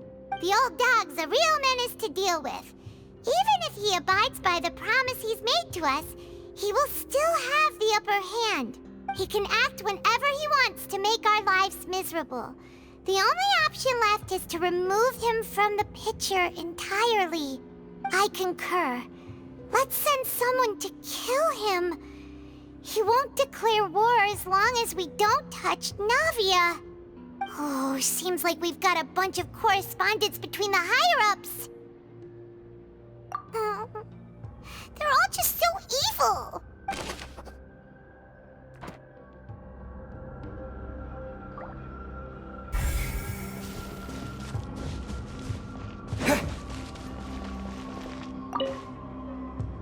What's this over here?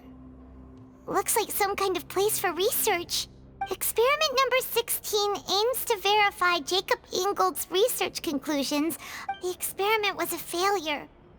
No individual managed to resurface from the water from the primordial sea. Female specimens 22, 23, and 24 were dissolved. Sorry, Traveler. Paimon will try her best. It's just that Paimon's never read something so scary before. How can someone write something that terrible in such a matter-of-fact tone? You read the rest. Paimon's too scared to keep going. So that's why he did all of these experiments. Wait, did he really think he'd be able to find a way just by dissolving people over and over? That's just insane! Huh? Isn't that the name you heard by the fountain? Paimon thought he was an eyewitness in the serial disappearances case. Ah, you mean Vache is the one who did all of these... experiments? So that's it! Vache was no victim, but personally took his lover and... No, that's not it either! If that's the case, why would he want people to resurface from the water? In any case, Paimon will write it all down.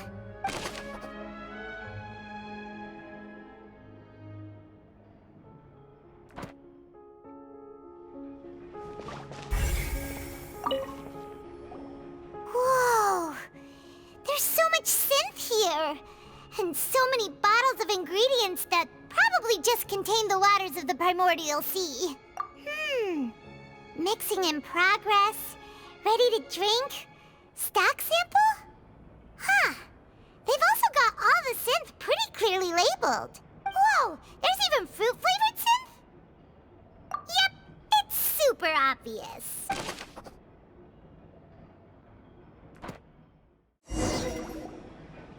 looked at almost everything here, and it seems like our theories were spot on. But... yeah, we haven't found anything that reveals his true identity. No wonder even Neuvillette wasn't able to find anything. Whoever it is probably destroyed everything to do with that name a long time ago. That way, even if we bring all this back to the opera, we won't be able to identify the true culprit. Sure thing. Paimon won't admit defeat to this guy either.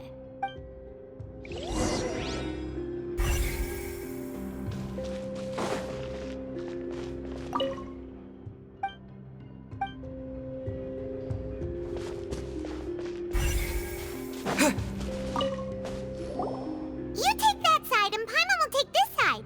Check everything carefully. We'll find something for sure.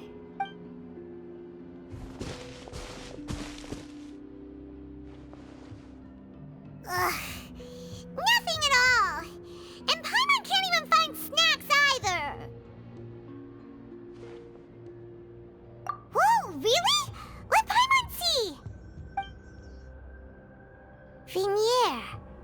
Isn't that Vache's lover's name? Then you found her diary. Let's see. Aw, it's just a normal diary chronicling their love story. She was so sweet, too. Oh, Paimon feels even worse for her now. So many! A whole page's worth! But they're all crossed out. Was she unhappy with all of them? The final name she decided on was Marcel. Wait, but Marcel's pretty old. Has this case been going on for so long that he's Vache and Vinier's grown son? Hey! Paimon still hasn't figured it out yet.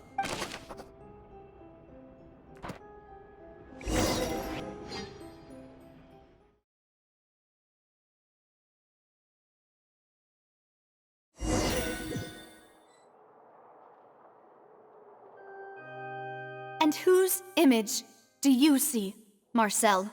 Is it a man named Vache? Oh, so you do know that name. I'm merely surprised you'd suddenly say the name of someone I've never even heard of. I was waiting for you to say that. Navia! We're back! As expected of my partner. I just knew you'd return in the nick of time. Just how often do you intend to flout the rules of this court? It's all right, Monsieur Neuvillette. Given their confidence, I expect they've found the crucial evidence.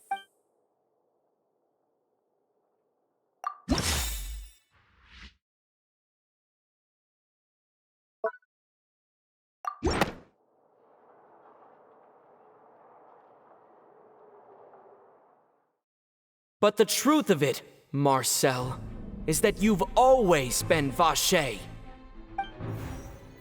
Huh? We've investigated your lair and we already know everything. After your lover, Vinier, was dissolved, you kept abducting young women to experiment on the hopes of bringing her back to you. You even created Marcel as a new identity and destroyed all records of your past as Vache. So that's it. Even the villains in opera performances rarely go that far. And with that, Marcel's motive has now been established. This information regarding your past also dismantles your prior timing defense. Well, Marcel, do you know where you went wrong? You fixated your gaze on the lover that passed away, instead of paying attention to the living people around you. So, you never noticed how we changed, or how we grew as individuals. You also never understood Boss's real expectations for his daughter. Or our determination to see things through. Your determination. Mr. Marcel, please speak up now if you would like to defend yourself. Otherwise, the trial will move on to the next stage. Do you really think I wanted to do any of this? Pay attention to you? What for? Have you ever paid attention to me? Ever empathized with my pain? Ever known how it feels to watch the love of your life dissolve right in front of your eyes? No one helped me. No one even believed me. All those decades ago, even the officers from the Maison Gardiennage were laughing at me. They said there's no way a human being can turn into water. So I must have gone mad from grief. Vignier's death was brushed away by all of you as if it didn't matter at all. Well, now you know, don't you? Ha! Well, it's too late now. All those who were dissolved are gone forever. You only have yourselves to blame. You set up this ornate opera house in pursuit of your so-called justice, your beloved drama, while turning a blind eye to the suffering of the people. Vignier is dead. We promised each other that we would always be together. Wherever she goes, I will follow. But I'm not from this blasted place, so I can't be dissolved. Hey, is that water from the primordial sea that he's drinking? I can't dissolve! Can't dissolve! Can't dissolve! Do you all see? I can't go, I can't follow.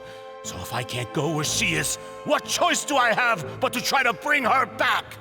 I did all of that, and in the end, that accursed Callus still got the better of me. I spent my entire life living on pins and needles, only to get stabbed by his idiot daughter at the very end. The suspect is exhibiting signs of mental distress. Guards, please restrain him. Don't touch me! Don't anybody come near me! I still need to save Vignier. I promise. We made a promise. Vignier. Vignier! Please, Vignier. Don't think badly of me. All I want to do is fulfill our promise. At this point, the verdict of this trial is clear. With Mr. Marcel's conviction, the charges against Mr. Tartaglia no longer have any basis. Fine by me.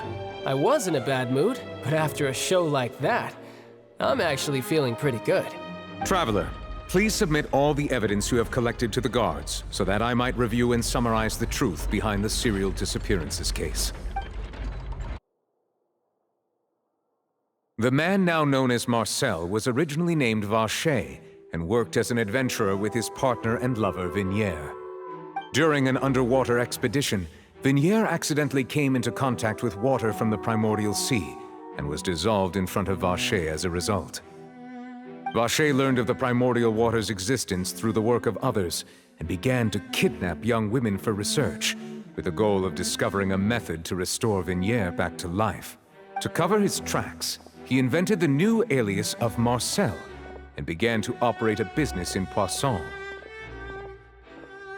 During the course of his research, Vacher discovered that a diluted concoction of water from the primordial sea can induce feelings of euphoria, and began to manufacture and market synth.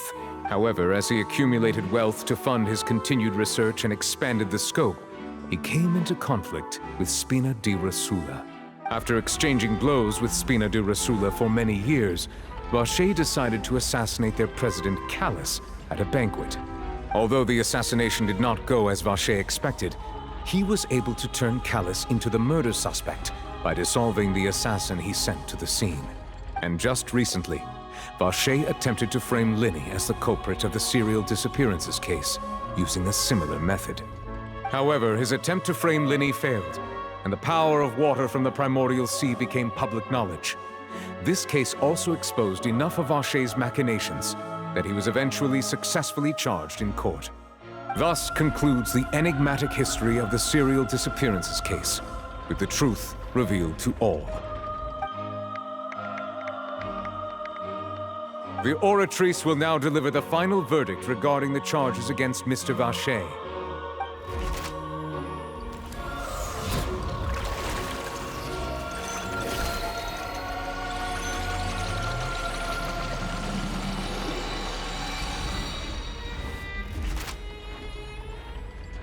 According to the judgment of the Oratrice Mécanique d'Analyse Cardinale, Mr. Vacher is guilty. Guards! Vache away. Good. It's what he deserves. With that, the serial disappearances case is over now. We really just witnessed history. Who would have thought the true culprit would be such a polite and well-spoken guy? Yippee! We helped Navia bring the bad guy to justice! He's hurt so many innocent people and now he's finally getting what he deserves. Huh? Are you okay? Demoiselle, you were absolutely brilliant. The day our late boss had always hoped for has finally come. You can rest easy now, knowing... Yeah. It's finally over. It's all thanks to you guys. And my partner. See, Papa? Spina di Rosula's still doing well with me at the helm. Well now, hasn't this been a most delicious piece of drama? The villain has been caught, justice has been served, past wrongs have been righted, and it's a big ol' happy ending. Since it's been such a great show, I'll just let the false accusations against me slide. Either way, I've still got some business to attend to. So, if you'll excuse me... Please wait just one moment, Mr. Tartaglia. What now? None of this has anything to do with me. According to court protocol, since this trial was initiated due to a charge against you, a verdict must also be made regarding the initial charge before the trial can conclude. Oh, come on. Is this really necessary? Haven't you already caught the real criminal? Isn't it time for side characters like me to exit stage left? Please respect the laws of Fontaine. This has always been the rule. All right, but this sure is a lot of hassle. All I need to do is stand over there, right? Let's just get this over with. Through evidence presented in the public trial that was just held, it has been established that Mr. Tartaglia has no direct connection to the serial disappearances case. The guilty party has been identified, and thus it is logical to suppose Mr. Tartaglia is innocent of the charges. We now turn to the Oratrice Mécanique d'Analyse Cardinale to According to the judgment of the Oratrice Mécanique d'Analyse Cardinale, Mr. Tartaglia is guilty. What? Hey! That's not funny! Didn't you just say I'm supposed to be innocent? What's with this verdict? Is your justice machine malfunctioning? Huh? This has never happened before. The Oratrice actually returned a different verdict from the Chief Justice. I mean, have you ever heard of an innocent Fatui Harbinger? Do you think the Oratrice might have just convicted him on general principle? But weren't the charges about the serial disappearances case? No matter what else he's guilty of, it shouldn't affect the verdict in this case, right? The judgment of the Oratrice Mécanique d'Analyse Cardinale is, by law, the final verdict of the court. We must accept the guilty verdict. Guards, please take the suspect into custody per court protocol.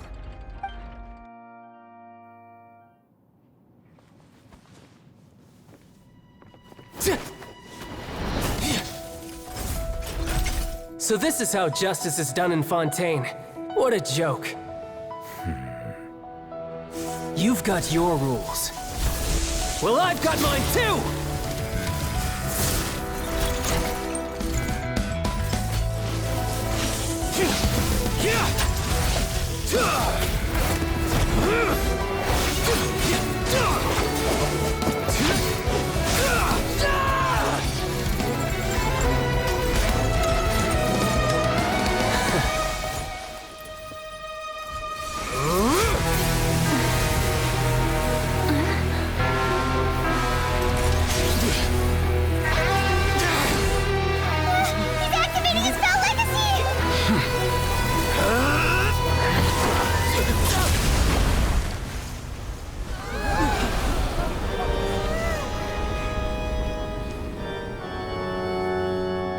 I am sorry. If you have been wronged, we will find the truth. But the rules of the court must be upheld.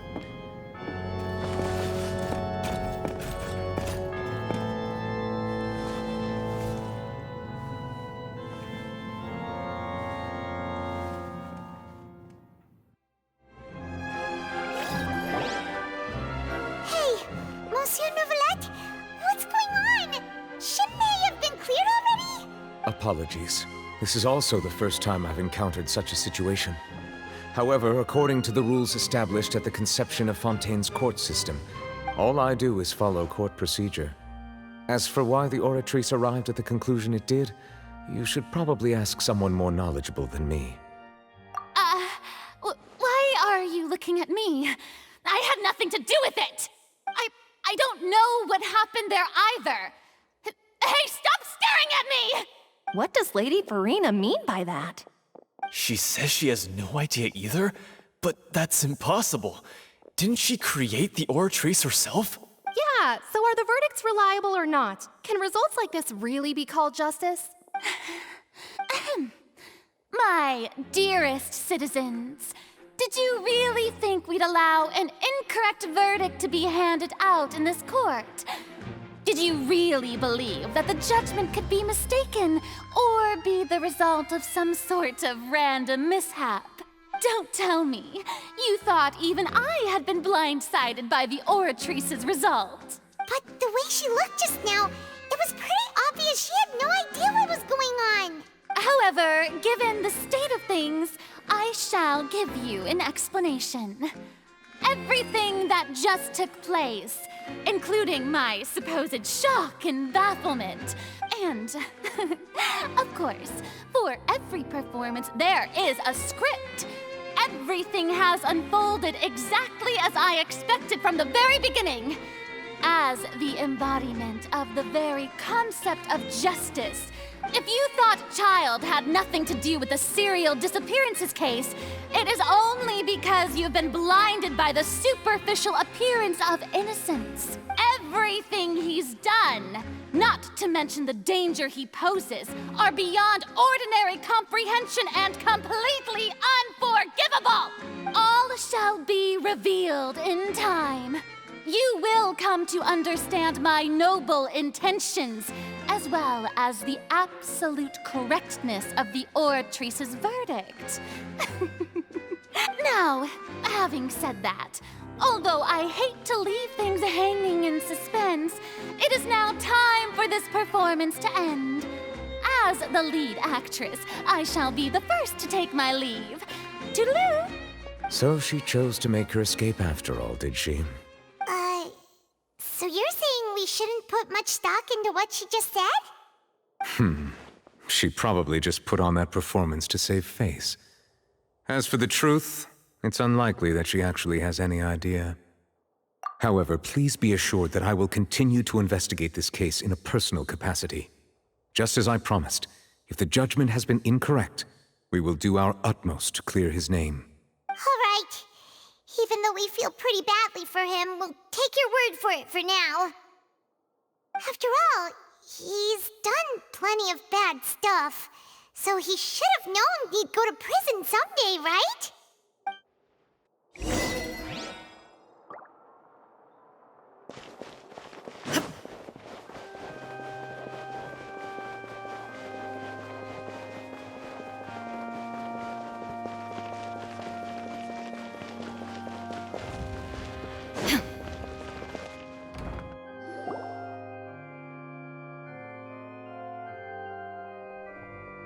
Hey, what are you doing? Quick, stop him! Traveler! Hey! Traveler! Marcel! What are you doing over here? Stop resisting arrest! Cease, or we'll add another charge to the list. No, wait! I just want to ask the Traveler something. I'm not looking to run away. Please, just let me ask this one small thing. Go on. Thank you. I was being led away when I finally realized something. Where did you first hear the name Vache? I erased all records of that name. So, unless... Are you still trying to prove your innocence? Give it up. You've already been convicted. Really? You did? You're sure? You met her? But how could that be? How did you manage to do it? The Fountain of Lucine? Then she's been so close to me all along. And I just never... Please give me a chance to talk to her again. Just let the Traveler take me to the fountain to see her one last time. This is the last request I'll ever make in my life. You can do whatever you want to me afterwards. I don't care. What? Give an inch and you want to take a mile? Do you think serial killers get to make requests like that? Paimon agrees. Why should we give him what he wants when he's only done a ton of super terrible things? This request, is it worth as much to you as your life? Of course! Wait, no. It's worth even more than my life. Humans. Will they betray the instinct to live just to satisfy spiritual needs? Very well. I will grant your request. Your Honor, I fear that... I will go with him. You do not need to worry about any escape. In that case, I shall leave him in your most capable hands, Chief Justice. Thank you. Thank you, Your Honor.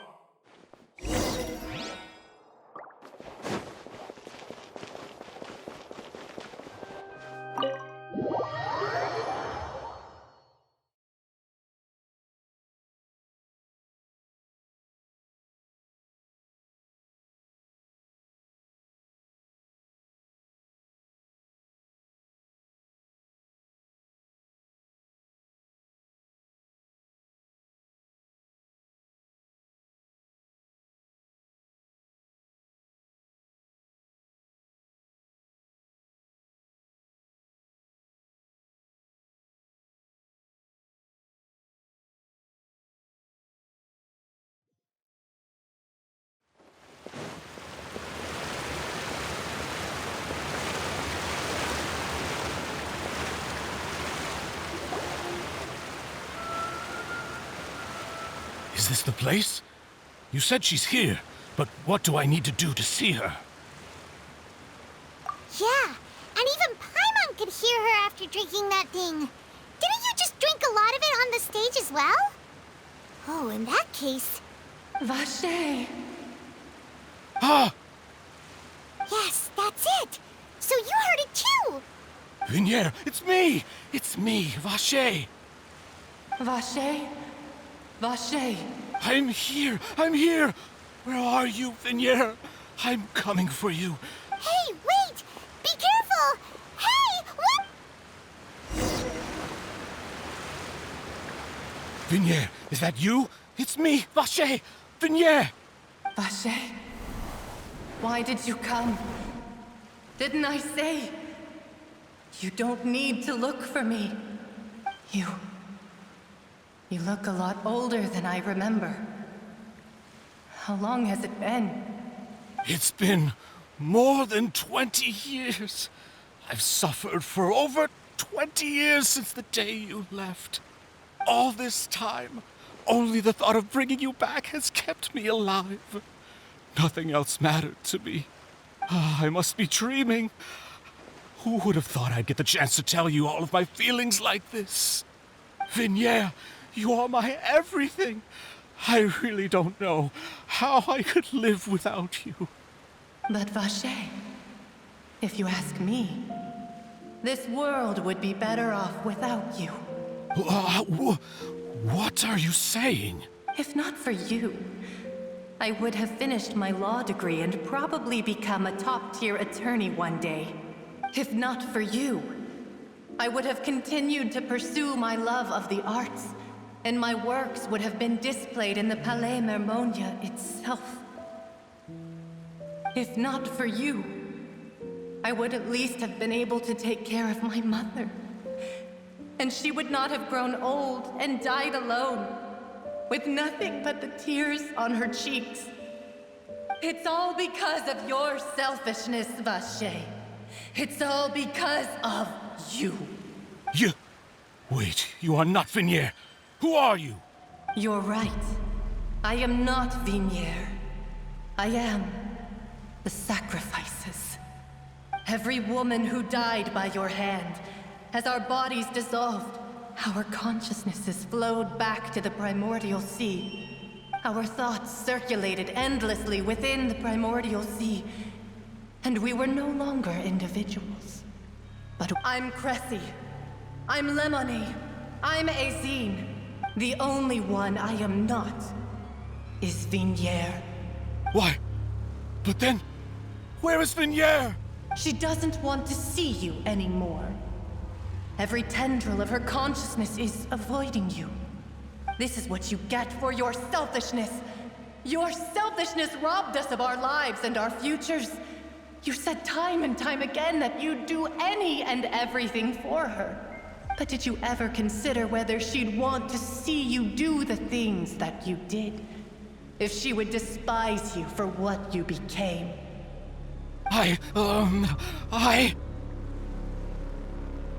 You are a liar, a heartless murderer, and a cowardly narcissist.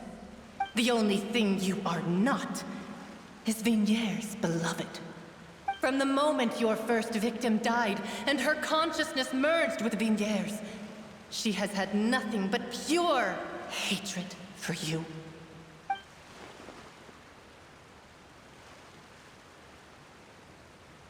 No! Vigiere! She can't hate me. Let me see her, please. Have mercy. You still don't understand.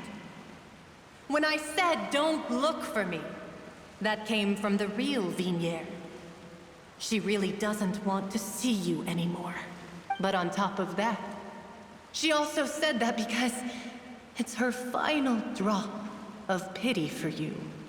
She said that because she knew that if you did come here, we will show no mercy to you. Vache. Vache? Vache. Vache. Vache. Vache. Drown.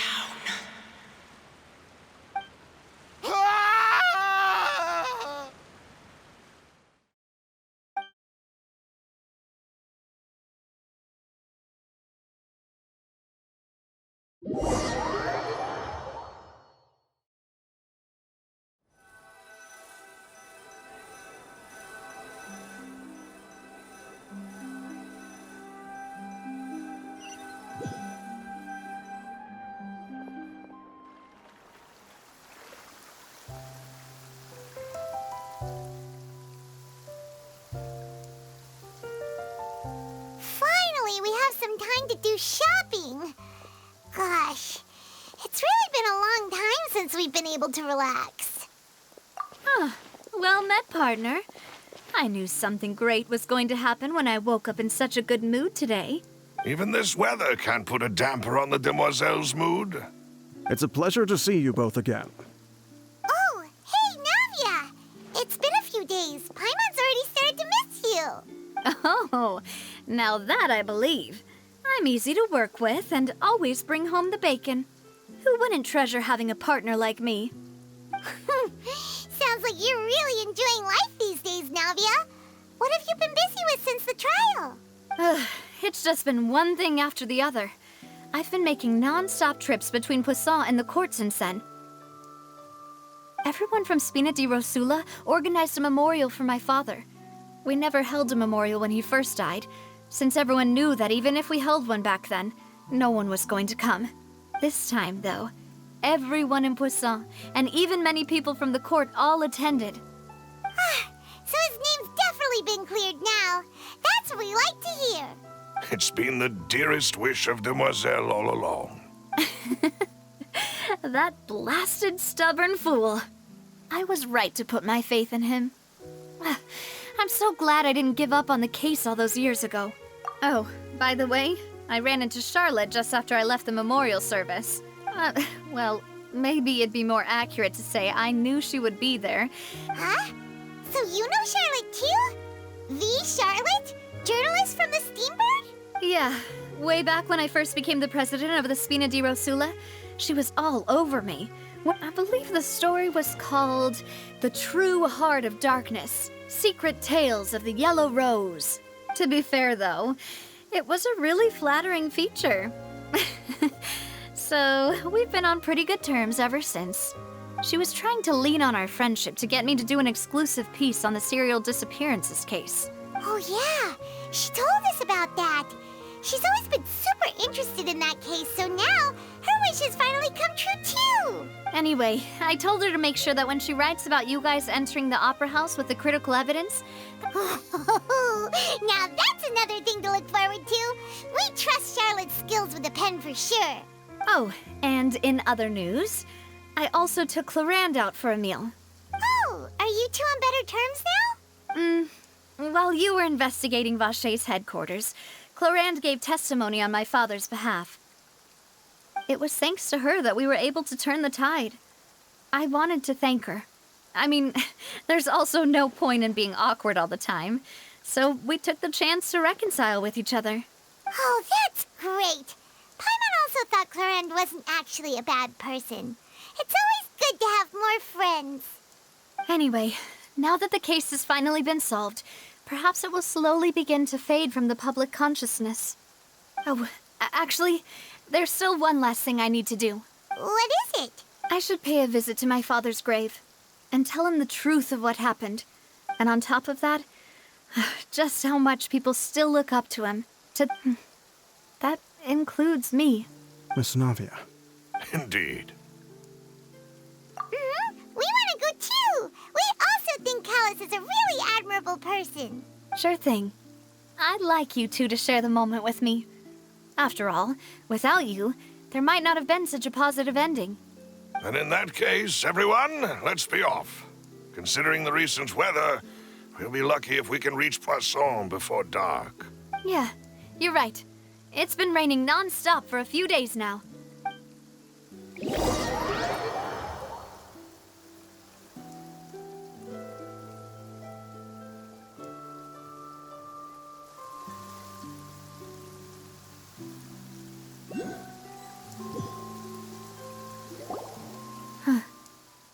This is where my father's grave is. To be perfectly honest, even I haven't been back here for a long time. Huh? There's someone there already. Wait, that figure. Hmm? Isn't that Nervalette? Why would the Chief Justice be here? Huh? Navia? My apologies. I should have asked before coming to pay my respects. Don't say that. Sorry about that. Oh, I was trying to say there's no need for you to apologize. I wanted to show my father how much I've grown. But still, I doubt I've grown to the point that even the Chief Justice would feel compelled to apologize to me over and over. In that case, I will stop apologizing for now. You really could use some pointers on understanding human emotions, Monsieur Nervalette. In any case, why did you come to Poisson? Well, ever since that day, I've been turning a question over and over in my head. Just what is justice anyway? There was once a time when I didn't want to believe that there could be anything more important to humans than life itself. Oh, rather than that, it's probably more truthful to say I didn't believe humans were capable of resisting the most basic instinct of living things. That they could rebel against their own nature, or consider certain things to be more important than their own lives. Which is also why I didn't stop your father from beginning that fateful duel. I believed that a truly innocent man would never throw away his life like that. That there was nothing, should have been nothing more important than one's own continued survival. But Mr. Callus proved me utterly and decisively wrong. If not for his sacrifice, the serial disappearances case would have remained unsolved to this day. Mr. Callus made the choice he did for his daughter, for his associates, and for many people completely unrelated to him. And in the end, from a certain perspective, one could say that he did it all for the sake of justice. A justice that's higher than life itself. So, you asked me why I came here. I just wanted to say my apologies to Mr. Callus in person. I should have noticed all of this much sooner. This regret has filled me with a sadness that has haunted me for days. That high and mighty chair in the Opera Epiclese indeed insulates one from many important things. Spina di Rosula, thank you so much for your hard work and perseverance. I'm sorry for being mad at you before. So, you're actually one of those types that's cold on the outside, but pretty thoughtful on the inside, huh? That reminds me of Silver. One of my guys. Sorry about that. Self-expression is not one of my strong suits. Didn't I just say you don't need to apologize? Ah, so Navia and Neuvillette seem to have made their peace as well.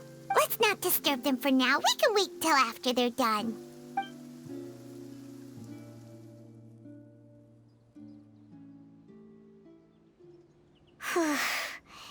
Paimon's never paid respects at someone's grave before. Did Paimon do anything rude there? Huh? Oh, Paimon didn't know that was a thing. But Paimon doesn't know what she would do if she can't fly. Oh no. Paimon hopes Miss Navia won't be too mad. Anyway, Neuvillette is still standing around there.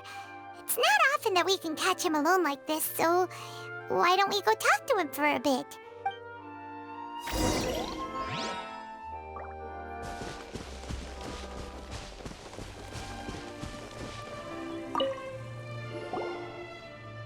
Oh, it's you two.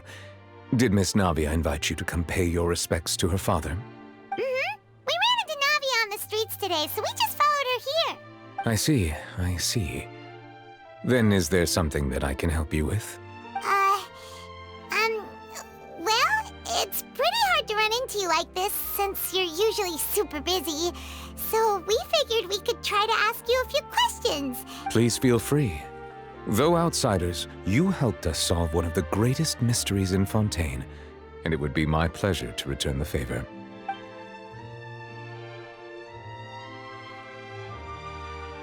So, at court, the bad guys referred to that special water as water from the primordial sea, but what is it really?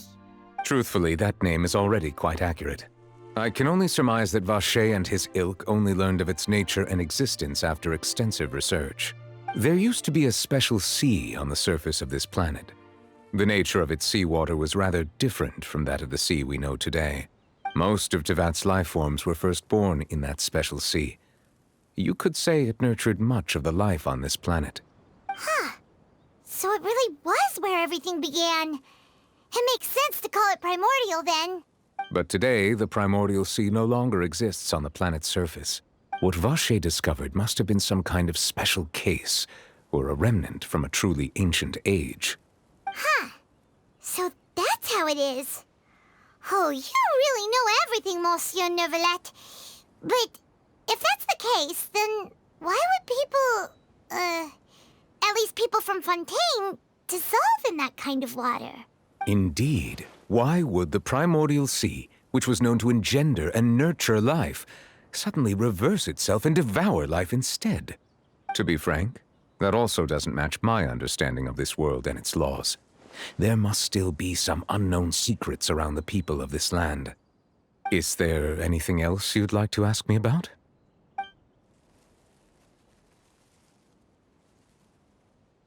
That the sea levels will rise and everyone will be dissolved in water, leaving Farina crying alone on her throne, but the sins of the people will be finally washed away for good. Does that appropriately summarize the version you've heard? That's right! It was Linny that told us back then. And that about covers all the main points. Yes, up to the present, I think we reached a point where we have no choice but to confront this prophecy directly. Rumors have it that this prophecy is rooted in the last words the former Hydro Archon left to the world before she passed away. A prophecy? Of the former Hydro Archon? Wow. This is the first time that we've ever heard of it. Two parts of the prophecy have already proven correct. The rising sea levels and the ability of the people of Fontaine to be dissolved. We should be more vigilant and stay on the watch for further signs. Speaking of the prophecy, Farina has also always taken it quite seriously. Indeed, she has been collecting information and intelligence from across Tevat for this purpose. If the rumors were true, then perhaps this prophecy is the conundrum left to Farina by her predecessor. But with Farina being the way she is, can we really trust her to solve it? Is there anything else you'd like to ask me about? My apologies. My investigation has still not reached its conclusion. However, I still believe the judgment of the Oratrice was not rendered arbitrarily. Huh? But you also said you thought he was innocent. For many years, I have been quite aware that the Oratrice does not simply mechanically repeat the verdict that I give on each case. As a divinely created mechanism, the people's unified faith in the concept of justice is integrated into it. Not only can it produce the incredible power of indemnitium, but it likely also possesses other traits, such as self-awareness. Which is all to say, I have been prepared for a situation like this for a long time. Huh. So when Lenny told us that he heard a human voice from the room where the Oratrice's core is stored... I was not aware such a thing had occurred. Perhaps that could serve to prove my conjecture. I will add that to the list of items to investigate. In any case, I am inclined to believe that the Oratrice does have a methodology all its own. We just do not have enough information. Based on Farina's reaction, I doubt even she had any idea what was going on. She managed to bluff her way through it, though, with her time-tested twin tricks of bravado and drama. While we do intend to get to the bottom of this, for now, we regret to say that the Fatui Harbinger will just have to bide his time in the fortress of Meripede. If we did incorrectly convict him of crimes he did not commit, we will most certainly compensate him to the fullest extent allowed by the law. If you ask Paimon, the only compensation he'll want is a no-holds-barred fight with you. Is there anything else you'd like to ask me about? Your sibling, another blonde-haired traveler. I'm sorry, but I've never seen anyone who matches that description. If she ever stepped foot in Fontaine, I'm sure she followed our laws to the letter, and had no reason to appear on the stage of the opera Epiclese. Is there anything else you'd like to ask me about? Very well. It was my honor to provide you with what answers I could. I very much enjoyed conversing with you. It will soon be time for me to leave this blissful tranquility behind and return to Palais Memornia. You really are super busy, Monsieur Neuvillette. Paimon thought you only came here to pay your respects today because you had the day off. Crime and villainy do not have the day off, and so justice must work around the clock as well. This is merely the nature of a justice's work. All right. You've got a point. Huh? Paimon just noticed that the rain has stopped.